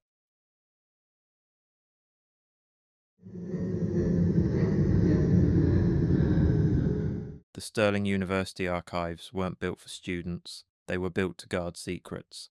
7 miles of dark, towering shelves, dusty marble floors, and the perpetually stale smell of old paper and ozone. I, Maya, was a graduate student in history, and I worked the night shift, cataloguing a rare collection. The isolation was intense, but I loved the quiet discipline. My ex-boyfriend, Professor Arthur Finch, used to call the archives my sanctuary. Arthur was a history professor, 10 years my senior, and utterly proprietary. Our brief relationship ended when I realized his professional interest in my work was just a mask for his obsession with controlling my time, my research, and my social life. When I ended it, he didn't raise his voice. He simply said, with the calm of a man who thought he owned everything he touched, "You can't cut ties with the past, Maya. You'll find me in the footnotes of your future." It didn't sound like a threat at the time, but I remember the way he said it, too measured, too certain. As a professor, he had level 4 administrative access to the entire university network. Keycard logs, security cameras, even internal schematics of the old buildings, including the archives. The first sign that Arthur was more than a footnote came while I was deep in the sub-level vault, 3 floors beneath the library. I was using a small rolling ladder to reach a top shelf.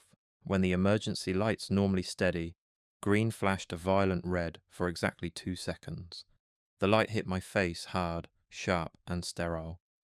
When they went back to green, I noticed a slip of heavy cardstock wedged between 2 ancient texts. It was a note, written in Arthur's neat academic script. "Check your spine alignment, Maya.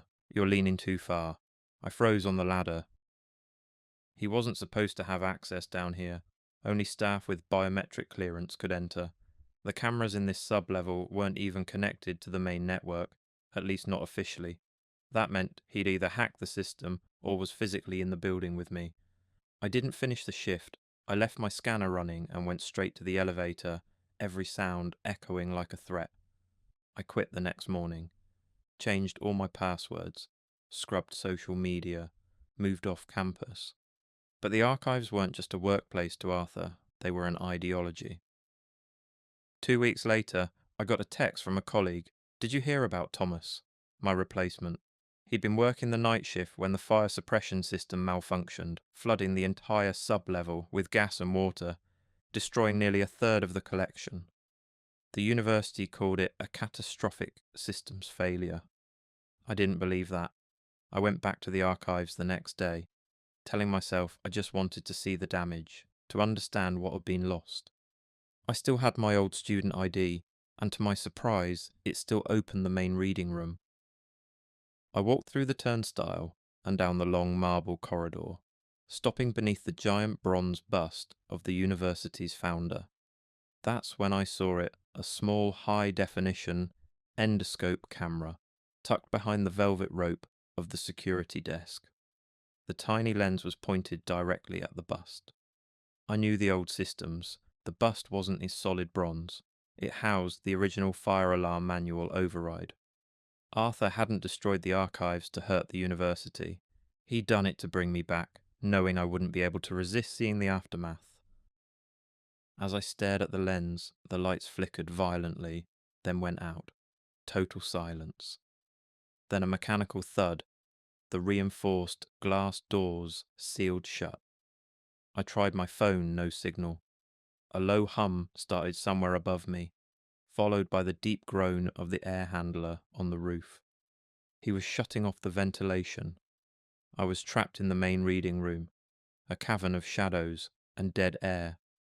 I grabbed the founder's bronze bust heavier than I expected and swung it at the endoscope camera. The crack echoed through the dark. The sound died, and for a second there was only silence again. Then came another sound, a slow rhythmic clack, clack, clack, like someone placing something heavy on the tile floor at steady intervals. He was in the main stacks. I turned on my phone's flashlight and ran between the tall aisles, heading for the service stairwell near the loading dock. My mind was racing. Arthur wouldn't risk getting caught unless he knew nobody else was in the building. That meant security had been rerouted, maybe even disabled. I reached the back of the archives and froze. The narrow aisle that led to the emergency exit was blocked. Someone Arthur had used a library forklift to hoist an entire rolling stack filled with thousands of pounds of microfilm boxes across the passage. There was no way around it. The clack, clack, clack grew closer. I realized what the sound was. A heavy book being slammed down on the top of a shelf. Over and over, deliberate and slow. He was marking his path, driving me deeper into the labyrinth. I ducked behind a low row of periodicals and killed the flashlight. My breathing was too loud, too fast. The air was getting thicker. Then I caught a faint chemical odour, sharp and bitter. It took me a second to recognise it. Formaldehyde. It was being pumped through the vents. Arthur wasn't just trapping me, he was preparing the room. He was starting the process of preservation. I scrambled, coughing, and ran up the nearest staircase to the top floor of the stacks. The air was thinner but still tainted. I had to find a window any way out. I reached the highest floor, a narrow catwalk overlooking the entire maze. The only windows were small, thick panes of glass set high in the roof, too high to reach and reinforce with wire mesh. I heard his footsteps on the metal staircase below me, slow and confident. He knew I was cornered. The integrity of the subject is paramount, Maya, his voice echoed up the stairwell. Calm and professional. You are becoming volatile. I'm merely stabilizing the environment. His tone was the same one he used in lectures. Detached, superior, academic. It made my stomach twist. I noticed a new detail on the wall near the catwalk. It was a small magnetic access panel, a clean, modern installation, labelled Ventilation Bypass Level 7. I ripped the cover off. Inside was a cluster of copper wires and a single red button beneath cracked glass. I understood immediately. He wasn't flooding the whole building. He had isolated this one wing, sealing me in with his chemicals. He wasn't destroying history, he was trying to preserve it, to preserve me. His shoes clanged against the last step of the stairwell. I didn't think. I grabbed the old fire bucket, filled with sand, some leftover safety measure from decades ago, and swung it hard into the panel, shattering the glass and exposing the wiring. I jammed a metal spine brace from a disassembled display book right into the circuitry. A harsh spark burst, and the red light flipped to a dull, flickering blue. A grinding roar filled the air as the ancient fans above us reversed. The overload sent a vibration through the catwalk, shaking dust loose from the rafters. Arthur stopped mid-step, his eyes narrowing in confusion. "What did you do?" The sound from above was deafening. I backed away from the panel, coughing as a rush of cold. Outside air began to push through the ducts. The formaldehyde smell thinned. I could breathe again, but only barely. Arthur's calm facade cracked for the first time. "You're ruining everything," he hissed. I didn't answer. The catwalk trembled beneath my feet as I turned and bolted toward the far end, where the old elevator shaft connected the top floors. Behind me, I heard him start running. The fans screamed. Somewhere below, glass shattered. The overload had tripped the fire systems. Red warning lights began strobing through the stacks as I threw myself through the door onto the upper bridge, the only path across the atrium. Arthur's footsteps pounded after me. The sudden, chaotic noise, the grinding of failing machinery, gave me a fraction of a second. I didn't run toward the exit. I ran toward the open center of the archives, away from the confinement of the stacks. Arthur lunged, the glint of metal flashing in his hand, a length of heavy chain used to lock the archive gates. His expression was no longer academic. It was hunger. He saw me, not as a woman, but as something he'd been cataloguing, studying, owning.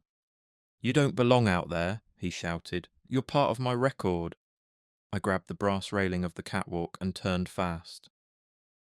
As he reached me, I kicked with all my weight, catching him hard in the chest. He staggered, reaching for me, fingers brushing my sleeve before he lost balance. There was a split second of silence as he went over the edge, then the heavy, final crack of his body hitting marble 7 stories below.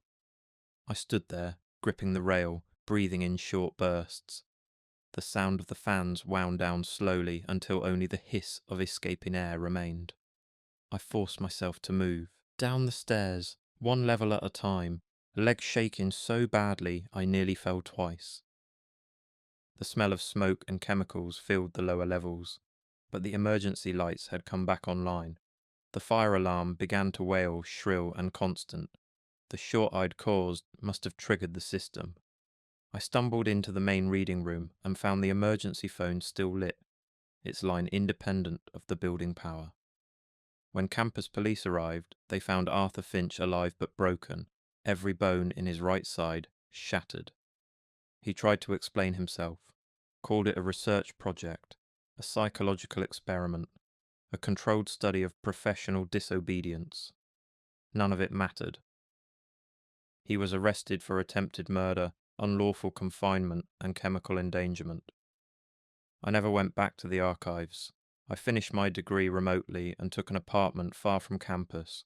The walls here are thin, the air filtered and light. I keep every file digital, every paper copy locked away. But sometimes, late at night, when the heater clicks on, it sounds like the slow clack, clack, clack of a book being set down. And before I can stop myself, I check the vents. I listen, because men like Arthur never see the future as something to build.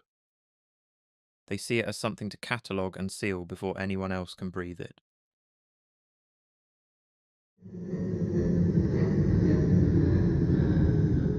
The vault was exactly what its name suggested, a fortress of polished granite, 3 inches of bulletproof glass, and an air of untouchable, glittering silence. I'm Clara, the boutique manager, and the routine was my solace. Every night at 8 p.m. I performed the final sweep, verify the inventory, set the internal beam grid, and engage the custom-built magnetic door lock. I had learned about high-level security from my ex-boyfriend, Victor. He wasn't just a locksmith, he was a commercial security consultant who designed the very system I now managed. He knew the dead zones in the camera feed, the minute delay on the silent alarm, and the exact sequence required to override the hydraulic safe door. When I ended things, Victor didn't get angry. He grew analytical. "You don't understand infrastructure, Clara," he'd said, polishing the chrome handle on my front door. "I am always part of the mechanism. You can change the code, but you can't change the architecture." I moved cities and took the job at the vault specifically because the security was state-of-the-art and required a certification Victor didn't have. It was supposed to be a clean break, something entirely his knowledge couldn't touch. I told myself the job's isolation was protection, not punishment. My first chilling discovery came on a Thursday night, a week after I thought I'd finally settled in. I was doing my final check on the display case locks. These were tiny proprietary pins that required a specific magnetic wand to open. I verified every lock, but as I ran my hand over the case displaying the ancient sapphire necklace, I noticed one detail: one of the brass pin locks had been replaced.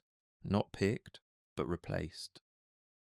It was a flawless replica, identical except for the material, chrome, not brass. Only Victor could have custom machined that kind of precision without tripping the system. It wasn't a break-in, it was a message. I spent the next 2 days trying to convince myself it was a coincidence, maybe a vendor mistake, but the anxiety felt like a hand pressing on my chest. I started looking at the store differently, not as a workplace, but as a cage. Friday night, I went through my usual closing sequence. The moment I sealed the hydraulic safe door, a 2-ton sheet of steel that locked the entire inventory, I checked the timer. 14 hours until it would reopen automatically. I watched the system confirm the cycle, then turned to set the final alarm. 10 minutes later, a faint hiss broke the silence. The safe door was gliding open. I froze. The timer was still counting down, but the digital display on the console blinked erratically. Then new text appeared. Access granted. Admin. There was only one admin key, and it was in a locked deposit box across town. I slammed the emergency override, forcing the door closed, then yanked the main breaker to kill all power to the vault system. My hands were shaking. I waited nothing. Silence. Then came the grinding noise. It was faint, metallic, and coming from above me, the ceiling. I tilted the flashlight toward the air vent grid and saw at the corner of one ceiling tile, ever so slightly misaligned. I jabbed at it with a broom handle, and it slid aside, revealing the glint of something small and metallic wedged in the duct. A fibre optic borescope, the kind used by professionals to inspect locks and confined spaces. The lens was pointed straight down at the safe console and the front entrance. I didn't need to test it to know whose hands had placed it there. I called the owner, Mr. Chen, immediately. He listened, but didn't believe me at first. "You think your ex somehow has remote access," he said. "The system's closed circuit." "He built this," I snapped. "He knows how to bypass closed circuits." After a long pause, he said he'd contact an independent security audit firm in the morning. For now, he told me to stay put, lock the doors manually, and wait until the morning crew arrived. I did as told. I went to the front entrance, checked the maglocks, they were engaged, but I added the physical steel bar, a leftover from the old locking system, and latched it with a padlock. It gave me a brief, fragile sense of control. Then the display lights flickered. It wasn't random. It pulsed. Short, short, long. Then again, short, short, long. I felt my stomach drop. That was our code. The one Victor and I made years ago for internal testing, initiate lockdown, eliminate witnesses. I stood there, frozen, watching the rhythm repeat across the glass counters. Then, as if the building itself screamed, the main alarm detonated. The shriek was so sharp it rattled my teeth. I ran to the control panel, but the screen was dead, not off dead. He had rerouted the alarm's power source to trigger locally, cutting off its external link. It wasn't a warning to the police, it was camouflage. Over the wail of the siren, I heard glass shatter. Not from the display cases, the sound came from deeper in the store, from the small emergency fire cabinet near the back inventory door. I grabbed the nearest thing with weight a brass jewellery bust and held it like a club. The shattering stopped, then came the sound of a footstep. Slow, controlled, leather on tile, another, closer this time. He was here, in the same room. I backed away, heart hammering, my hands slick on the brass bust. The internal alarm was still screaming, making thought impossible. I retreated to the main showroom, using the high, dark display cases as cover. The footsteps followed, slow and deliberate, moving with the unnerving confidence of someone who knew the exact distance between every obstacle. Then the alarm suddenly cut out, plunging the store into a profound, echoing silence. "It's easier to find you without the interference, Clara." Victor's voice was calm, almost conversational, cutting through the silence. He stepped out from behind a 6-foot-high diamond display case. He wasn't wearing a mask or gloves, just his standard black vest and work pants, like he was back on a job site. In his hand, the hydraulic cutter gleamed under the emergency light. Its weight made the glass counter tremble when he set it down. "The real flaw in the system," he said, tapping the cutter against the case, "is the air handling. It runs through the old boiler room shaft. I sealed the vents to the outside. Now, we're sharing the same oxygen supply. The only way out is through the one door I control." I stared at him, realizing it wasn't a threat, it was a condition. He'd planned this for months. Every replaced lock, every power fluctuation, every reset command was rehearsed. I had been inside his experiment. "What do you want, Victor?" I forced out. He smiled faintly. "Acknowledgement. You never understood the beauty of total control. You thought safety was about walls and locks. But safety," he said, stepping closer, "is about knowing every variable inside your perimeter." "You're sick," I said, backing away. "No," he said softly. "I'm efficient." I glanced at the exit keypad. The green light was off, no power. My phone was still on the counter where I'd left it during inventory. I could feel my breathing growing shallower. The air already felt heavy, the way it does in a sealed room when the oxygen starts to thin. "Open the vents, Victor. You'll kill us both." "That's the point," he said, unblinking. If I can't exist outside the system, then neither can you. He lifted the cutter and started toward the central vault door. I realized then he was going to weld it shut, sealing us in completely. I moved instinctively, circling around the opposite side of the showroom. He tracked my movement without looking. "Stay still," he ordered. "Don't make this harder." But his voice cracked slightly on the last word. A fracture of real emotion. He didn't want to kill me quickly. He wanted me to understand him first. That was his real obsession. The silence thickened. The air was stale now. My lungs burned with every shallow breath. The security lights dimmed to their fail-safe mode, casting everything in dull red. Victor stopped in the center of the room.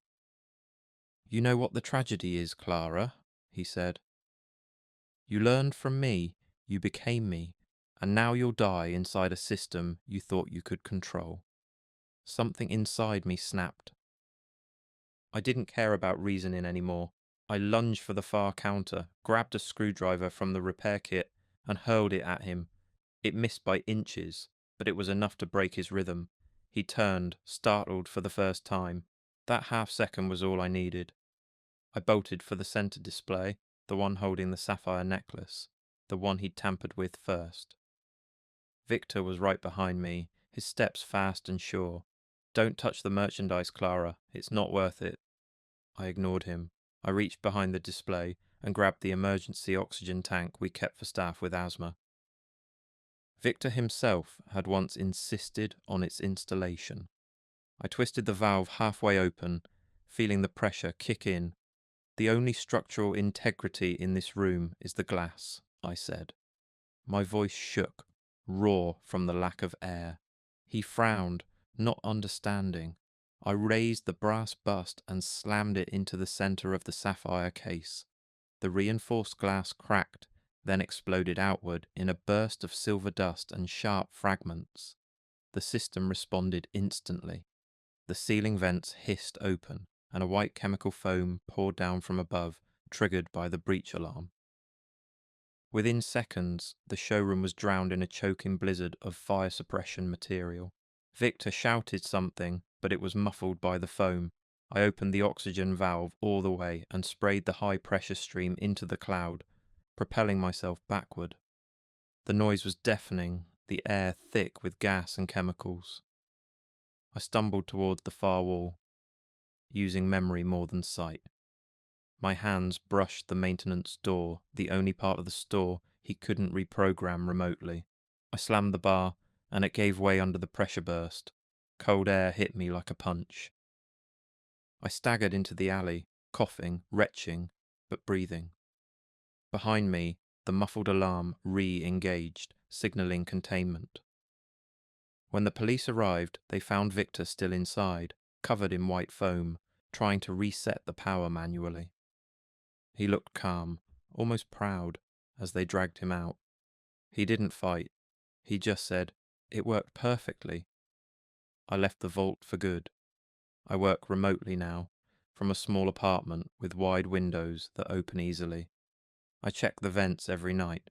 When the air system hums to life, I still pause and listen for that faint grinding noise above the ceiling, the echo of his voice explaining how the system was built to be flawless. And I still check every lock twice, not because I doubt its strength, but because I know exactly who designed it.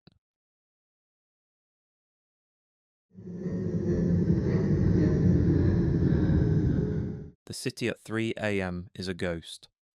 I work for SwiftDash, a third-party food courier service, and the graveyard shift is where the money is. I'm Cassie, and my beat-up hatchback is my entire office.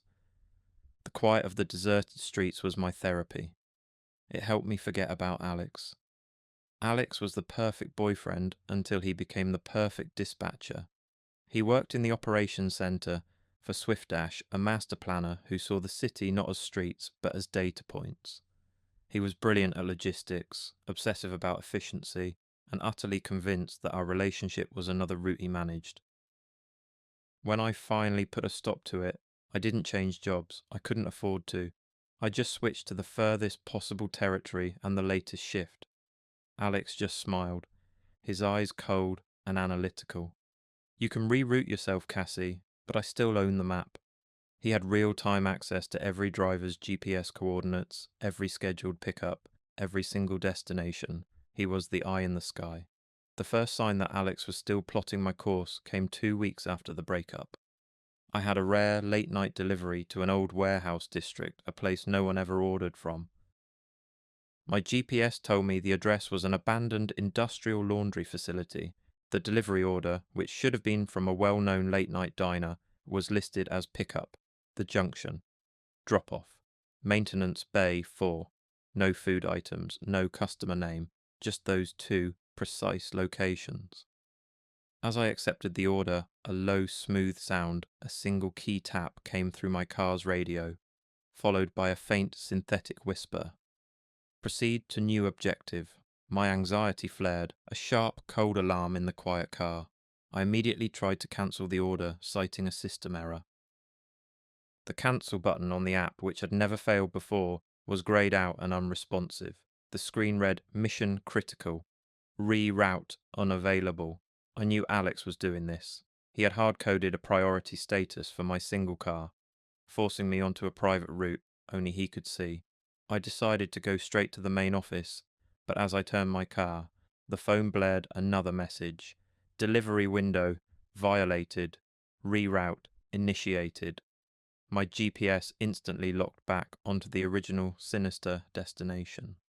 It was like someone invisible had taken control. I drove toward the abandoned laundry facility.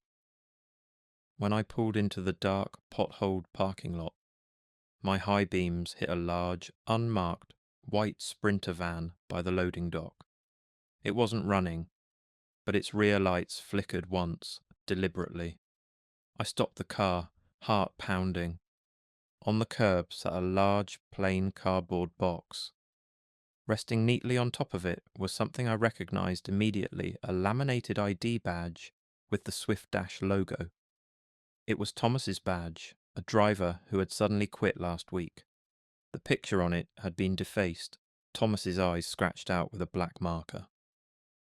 As I bent to pick up the box, a low mechanical hiss came from the driver's side. I turned my head just in time to see the front tyre collapsing. The air was draining fast. The hiss stopped, leaving the tyre flat against the pavement. He hadn't just been watching me drive. He'd been here, physically, close enough to sabotage my car. I abandoned the car and the useless flat tyre. I grabbed the box and started running toward the nearest cluster of lights, the main road, maybe a quarter mile away. The only path out was a narrow, unlit pedestrian access ramp leading over a freight rail line. I sprinted up the ramp, the box heavy in my hands. When I reached the top, my phone buzzed with an incoming voice note, not a call, but an automatic download. It was Alex's voice, calm, precise. "You're moving too fast, Cassie. You're violating all safety protocols. The freight train is due in 3 minutes. You should have checked the rail schedule." My blood ran cold. He had access to the transit data too. I looked down the line, just darkness, but the thought alone was enough to shake me.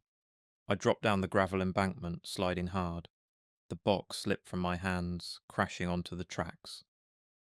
It burst open. Inside wasn't food.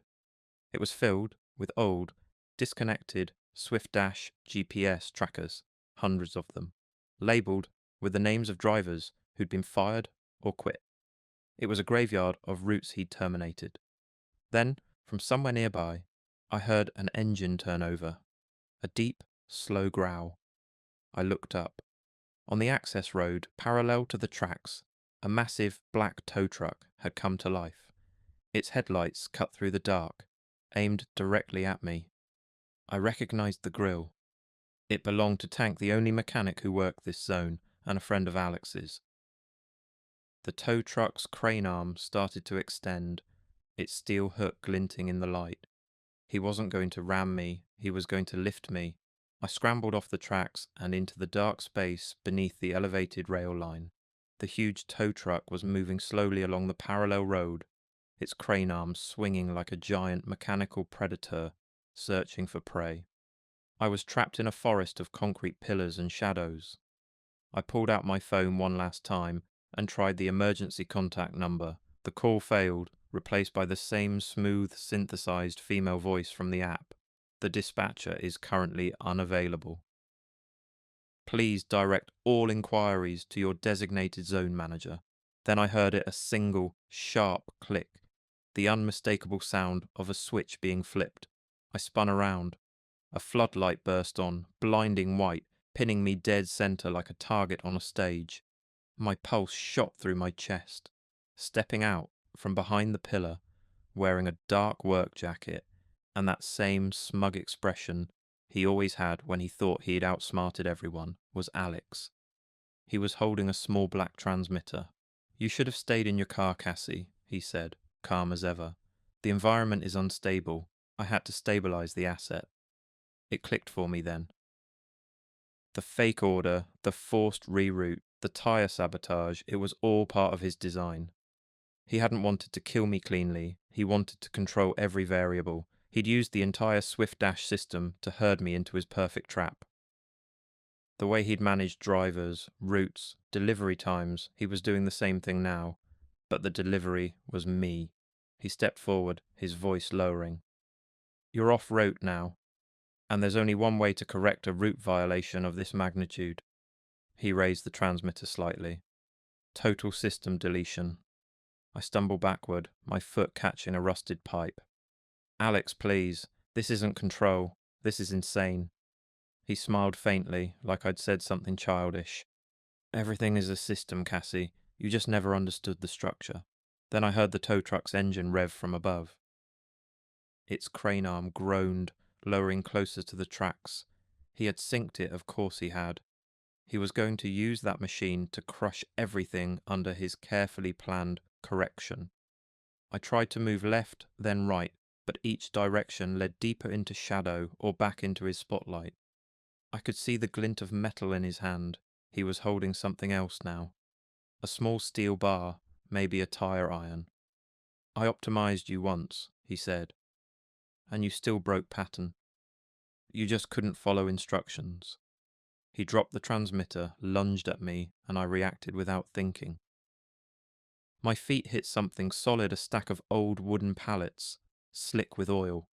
I slipped, caught myself, then grabbed the first object I could reach, a jagged piece of splintered wood.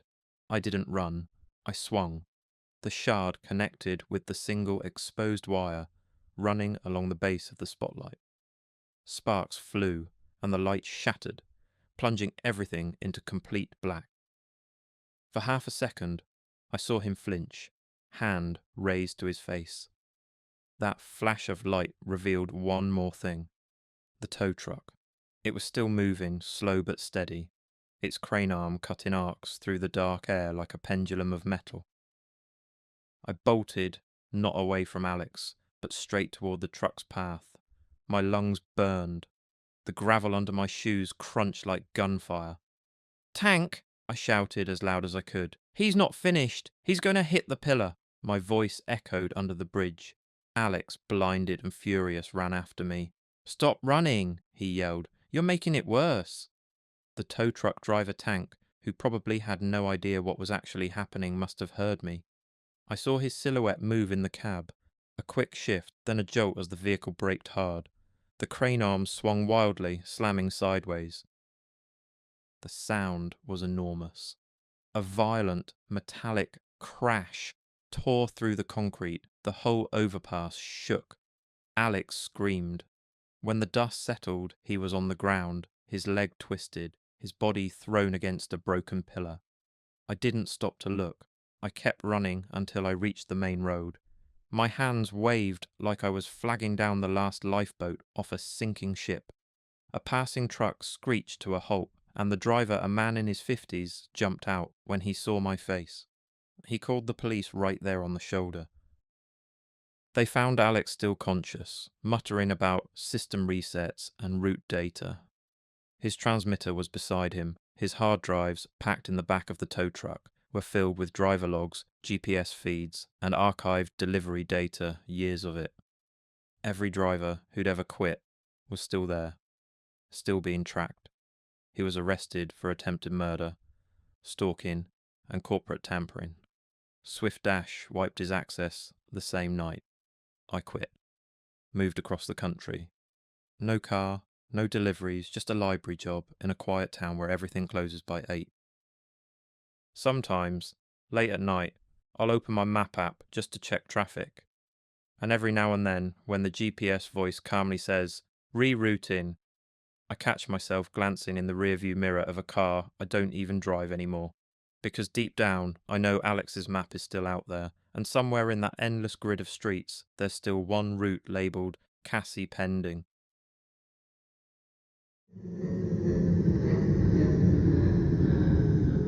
The city at 3 a.m. is a ghost. I work for SwiftDash, a third-party food courier service, and the graveyard shift is where the money is. I'm Cassie, and my beat-up hatchback is my entire office. The quiet of the deserted streets was my therapy. It helped me forget about Alex. Alex was the perfect boyfriend until he became the perfect dispatcher. He worked in the operations centre for SwiftDash, a master planner who saw the city not as streets, but as data points. He was brilliant at logistics, obsessive about efficiency, and utterly convinced that our relationship was another route he managed. When I finally put a stop to it, I didn't change jobs. I couldn't afford to. I just switched to the furthest possible territory and the latest shift. Alex just smiled, his eyes cold and analytical. You can reroute yourself, Cassie, but I still own the map. He had real-time access to every driver's GPS coordinates, every scheduled pickup, and every single destination. He was the eye in the sky. The first sign that Alex was still plotting my course came 2 weeks after the breakup. I had a rare late-night delivery to an old warehouse district, a place no one ever ordered from. My GPS told me the address was an abandoned industrial laundry facility. The delivery order, which should have been from a well-known late-night diner, was simply listed as pickup. The junction. Drop-off. Maintenance Bay 4. There was no food item listed, no customer name, just those two chillingly precise locations. As I accepted the order, a low, smooth sound, the sound of a single key tap, came through my car's radio speakers, followed by a faint synthesized whisper. Proceed to new objective. My anxiety flared. A sharp, cold alarm bell in the quiet car. I immediately tried to cancel the order, citing a system error. The cancel button on the app, which had never failed before, was greyed out and unresponsive. The screen stubbornly read, Mission critical, reroute unavailable. I knew Alex was doing this. He had hard-coded a priority status for my single car, forcing me onto a private route only he could see. I decided to go to the main office, but as I turned my car, the phone blared a new urgent warning. Delivery window violated. Reroute initiated. My GPS immediately locked onto the original sinister destination. I was being driven by an unseen hand. I drove toward the abandoned laundry facility. As I pulled into the dark, potholed parking lot, my high beams hit a large, unmarked white Sprinter van parked by the loading dock. It wasn't running, but its rear lights flickered once deliberately. I stopped my car, heart pounding. I saw the package, a large, nondescript cardboard box sitting on the curb. But resting neatly on top of the box was a single object I immediately recognized. A small, laminated ID badge with the SwiftDash logo. It was Thomas's badge, a driver who had suddenly quit last week. The picture on the badge had been meticulously defaced. Thomas's eyes were scratched out with a black marker. As I picked up the box, a low mechanical hiss came from the driver's side of my car. I looked down. The air in my front tyre was rapidly draining away. The hiss stopped, leaving the tyre flat against the pavement. He had been here, physically disabling my vehicle in the dark. I abandoned the car and the useless flat tyre. I grabbed the box and started running, heading for the nearest cluster of lights, the main road, a quarter-mile away. The only path out was a narrow, unlit pedestrian access ramp leading over a freight rail line. I sprinted up the ramp, the heavy box feeling like lead in my hands. The moment I reached the peak of the ramp, my phone buzzed with an incoming voice note, not a call, but an automatic download. It was Alex's voice, calm and measured, cutting through the high-pitched wind noise. "You're moving too fast, Cassie. You're violating all safety protocols.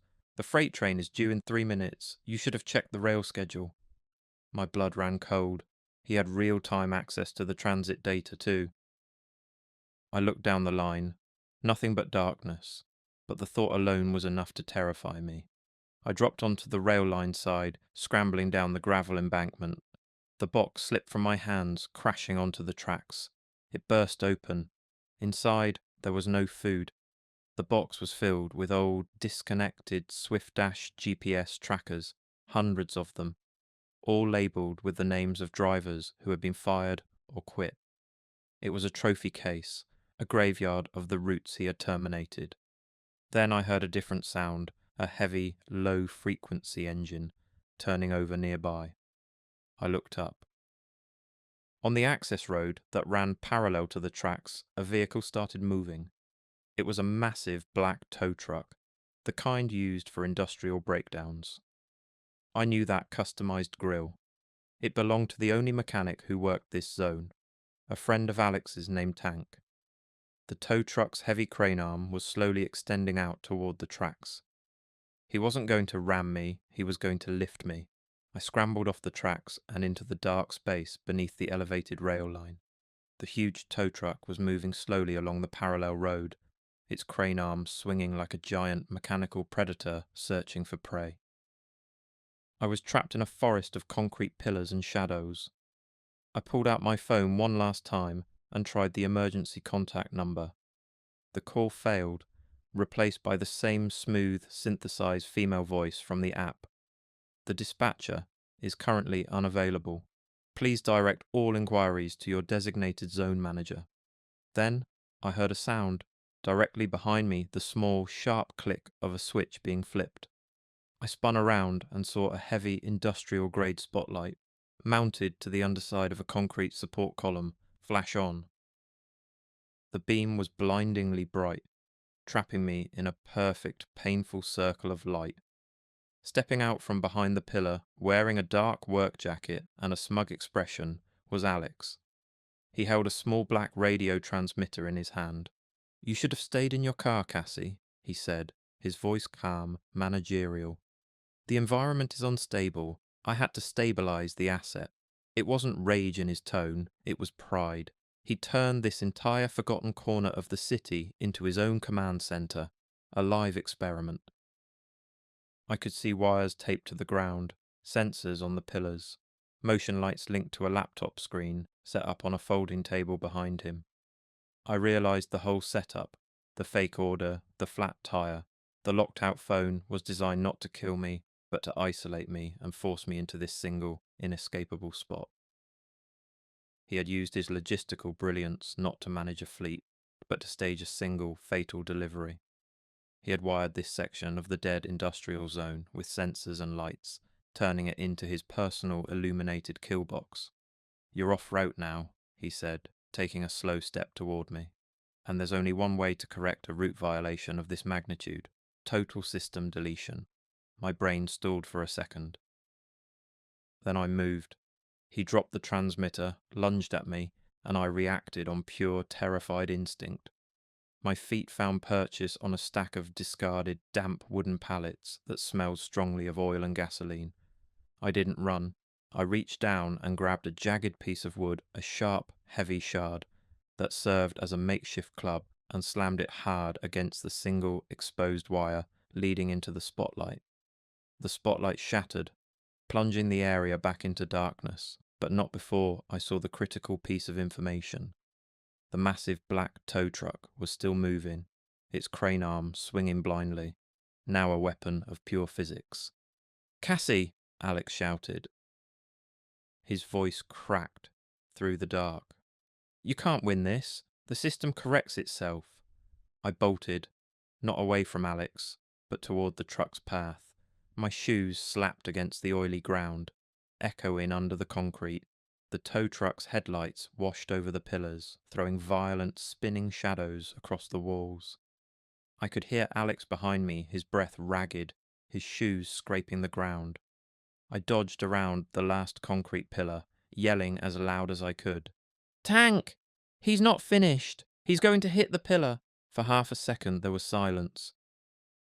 The kind of silence that feels like the whole world is holding its breath. Then everything moved at once. The shout was enough to break the illusion of his control. Alex, blinded by the darkness and enraged by my escape, screamed and chased me blindly past the pillar. The tow truck driver, Tank, who was only following a coded GPS coordinate and the light signal, heard the sudden shout and, in the process of trying to brake, swung his crane arm sharply to the right. The massive steel crane, moving with impossible force, slammed with a devastating crash into the concrete pillar where Alex had been standing seconds before. The impact sounded like thunder. The entire overpass shook, a rumble that crawled through my chest. Alex's voice cut off in a strangled yell. When the dust settled, the tow truck's engine stalled out and everything went still except for the faint hiss of hydraulics bleeding air. I kept running until I reached the main road and waved down a passing truck driver, who pulled over fast when he saw my face. He called the police from his cab while I sat on the curb, shaking and staring at my trembling hands. They found Alex semi-conscious on the ground, his leg broken, beside the damaged support pillar and the scattered GPS trackers. The cops told me later that Tank thought he was helping with a company test. Alex had fed him fake instructions through a proxy account. Alex was arrested for attempted murder and multiple counts of system tampering. Swift Dash wiped his credentials within an hour, but that didn't stop the nightmares for weeks after. I quit Swift Dash that morning. I packed a single bag, sold the car, and took a bus across the country. Now I work as a clerk in a small-town library where the only maps I deal with are printed on paper and don't talk back.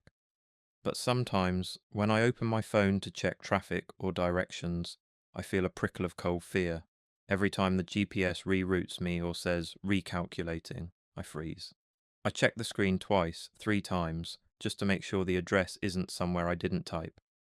Because I know, deep down, that for someone like Alex, someone who lives in data, who breathes coordinates, there's no such thing as deleted, there's just pending, and somewhere out there, I'm still on his map.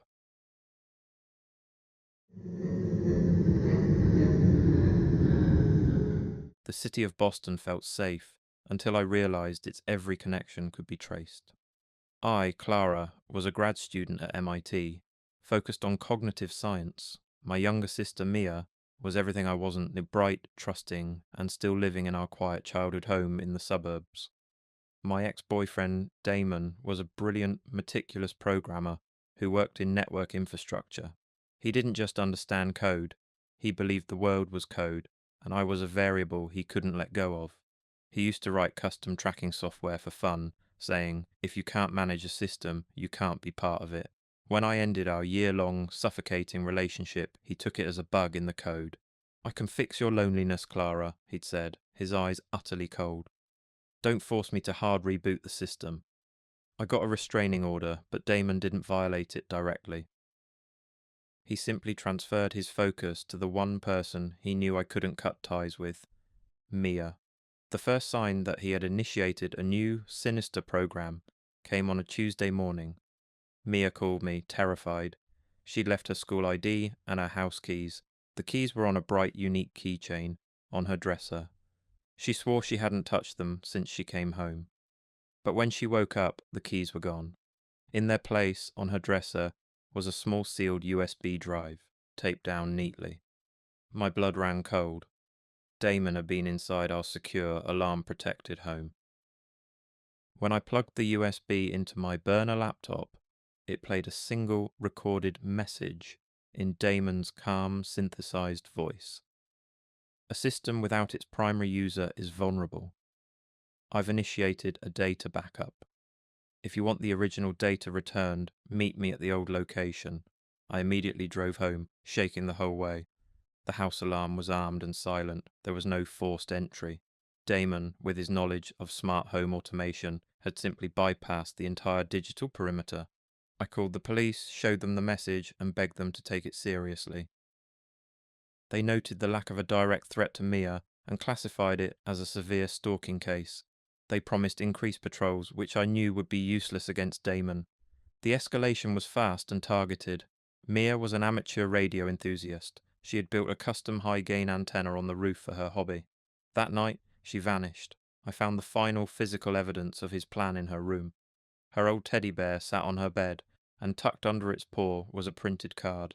It wasn't a note, but a complex radio frequency map of the city's unused broadcast bands.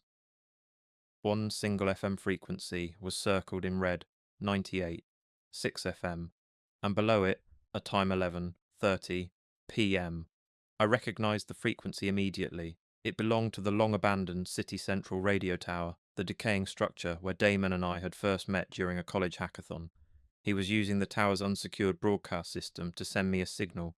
I didn't tell the police. If Damon wanted me there alone, involving them would just make him unpredictable. I drove straight to the tower, a 12-story concrete shell in the deserted industrial zone, long before the scheduled time. The building was fenced off, but the chain was broken. I parked around the corner and climbed through, my heart thudding hard enough to make me lightheaded. Inside, the echo of my footsteps felt deafening. I carried only my laptop, a flashlight, and a burner phone connected to a secure network. I climbed the rusted fire escape to the 10th floor maintenance level, the highest point still safe to stand on. The air was stale and cold. The walls were lined with dusty, abandoned racks of radio gear. My phone lost signal instantly. Damon would have known that would happen. Then, the silence was broken by a low, steady beep, beep, beep. The sound came from a small rack of modern equipment tucked in the corner. Damon had built a makeshift control station there, and resting on the console was a small tablet, screen glowing. I stepped closer. It displayed a live video feed. Mia. She was tied to a chair, awake but dazed, in a dimly lit room I didn't recognize. Her eyes fluttered weakly. Next to the feed was a timer. 050. I whispered her name, though she couldn't hear me. My hands trembled so hard I almost dropped the flashlight. Damon had planned this like one of his code executions, every variable accounted for, every second ticking towards something. Then I heard it, heavy footsteps echoing on the metal stairs below, slow and deliberate, moving closer. Damon was ascending. I knew I couldn't fight him, and I had only minutes. I ignored the footsteps and focused on the console. It was his control panel, his system. The timer was counting down to 11:30 p.m. I realized the terrifying truth. The broadcast wasn't meant to transmit a message. It was meant to trigger something. I scanned the system, my hands shaking so hard that the keyboard clattered. The code was custom, nested, layers deep, all labelled in Damon's familiar shorthand. I found it. A single line labelled Initiate Lockdown. It wasn't just a program. It was a physical command sequence tied to the main power regulator. When the clock hit 0, the tower would emit a massive, localized electromagnetic pulse, frying every electronic device within range, including whatever system kept Mia's location online. The EMP would make it impossible for anyone to trace her. It was Damon's way of erasing her completely. The footsteps grew louder, measured, deliberate. He wasn't running. He didn't have to. Damon had always loved control more than chaos. The heavy door burst open. He stepped in, tall and calm, holding a large military-grade taser gun. His other hand gripped a small device with an antenna, his manual trigger. His eyes gleamed with satisfaction. "You should have just accepted the update, Clara," he said, voice smooth, even bored. "Now I have to wipe the system entirely." He raised the taser slightly, keeping it trained on me. 5 minutes, he added. "You always said I couldn't plan ahead. Guess I proved you wrong." "You're insane," I said, my voice trembling. "You think this is balance," he cut in. "Every system needs equilibrium. You left, Mia became your weakness. I'm removing the redundancy." I glanced at the screen. 4 minutes left. My brain raced, scanning the layout of the cables and hardware. Damon noticed and smirked. You can't stop it. It's air-gapped. No external override. Even you can't hack physics. I forced my voice to stay calm. Then why are you still here? His smile faltered for just a second. You want me to watch, I said. That's why. You want me to see what you're capable of. He tightened his grip on the taser, stepping closer. You always misunderstood me. This isn't about capability. It's about ownership. I didn't let him finish. I lunged for the console. Don't, he shouted, firing. The probes whistled past my arm, slamming into the wall. Sparks burst, the smell of ozone filling the air. I ignored the pain and slammed my hands onto the keyboard, then to the open wiring beneath. I didn't try to stop the countdown. I went for something else entirely. I ripped the main grounding cable out of the regulator, sparks snapping across my fingers, and shoved the exposed copper into the high voltage input port of the FM transmitter. The effect was immediate. A violent flash of light tore through the room, followed by a deafening squeal of static that made my ears ring. The explosion threw me backward. Damon screamed a raw, guttural sound, then went silent. The tower plunged into darkness. Smoke filled the air. I forced myself up, coughing, vision swimming. The console was fried. The countdown screen was dead. But the tablet still glowed faintly, running on its battery backup. The feed was alive. Mia was slumped in a chair but breathing. Behind her cinder block walls, old pipes. Then, through the distortion, I saw something familiar. The rusted sign of the utility office adjacent to the tower. She was only yards away. I grabbed the tablet and stumbled for the stairs. Damon groaned somewhere behind me, disoriented, his weapon sparking uselessly. I didn't look back.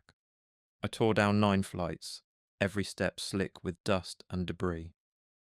The door to the ground floor was open, leading into the narrow utility corridor. My flashlight flickered weakly, barely lighting the path. I turned a corner and there she was, Mia, bound to a chair, zip ties cutting into her wrists. Mia! I choked out. Her eyes fluttered open. Clara! I ripped the ties apart with shaking hands. She was light, barely conscious, but alive. I pulled her arm over my shoulder and half carried her out the back exit. The sound of sirens hit us just as we cleared the alley, blue lights cutting through the haze. Someone must have called it in after the explosion. We collapsed near the chain-link fence as the first officers ran in. When they entered the tower, Damon was still there, burned, half blind, sitting amid the wreckage of his own system. He didn't resist. He just kept saying, it wasn't supposed to end like that. He was arrested for kidnapping, assault with a deadly weapon, and felony sabotage. Mia recovered slowly. I moved us across the country, changed our names, deleted every trace of who we were. I left research behind completely and now work in a small analog world. No networks, no data, no trace. I don't use smart devices anymore. My phone stays on airplane mode every night, but sometimes, late at night, I still hear a faint high-pitched whine, the kind that comes just before a signal hits. And when I do, I always check on Mia. Because I know Damon's logic, and I know that to him, systems never really die. They just wait for a reboot.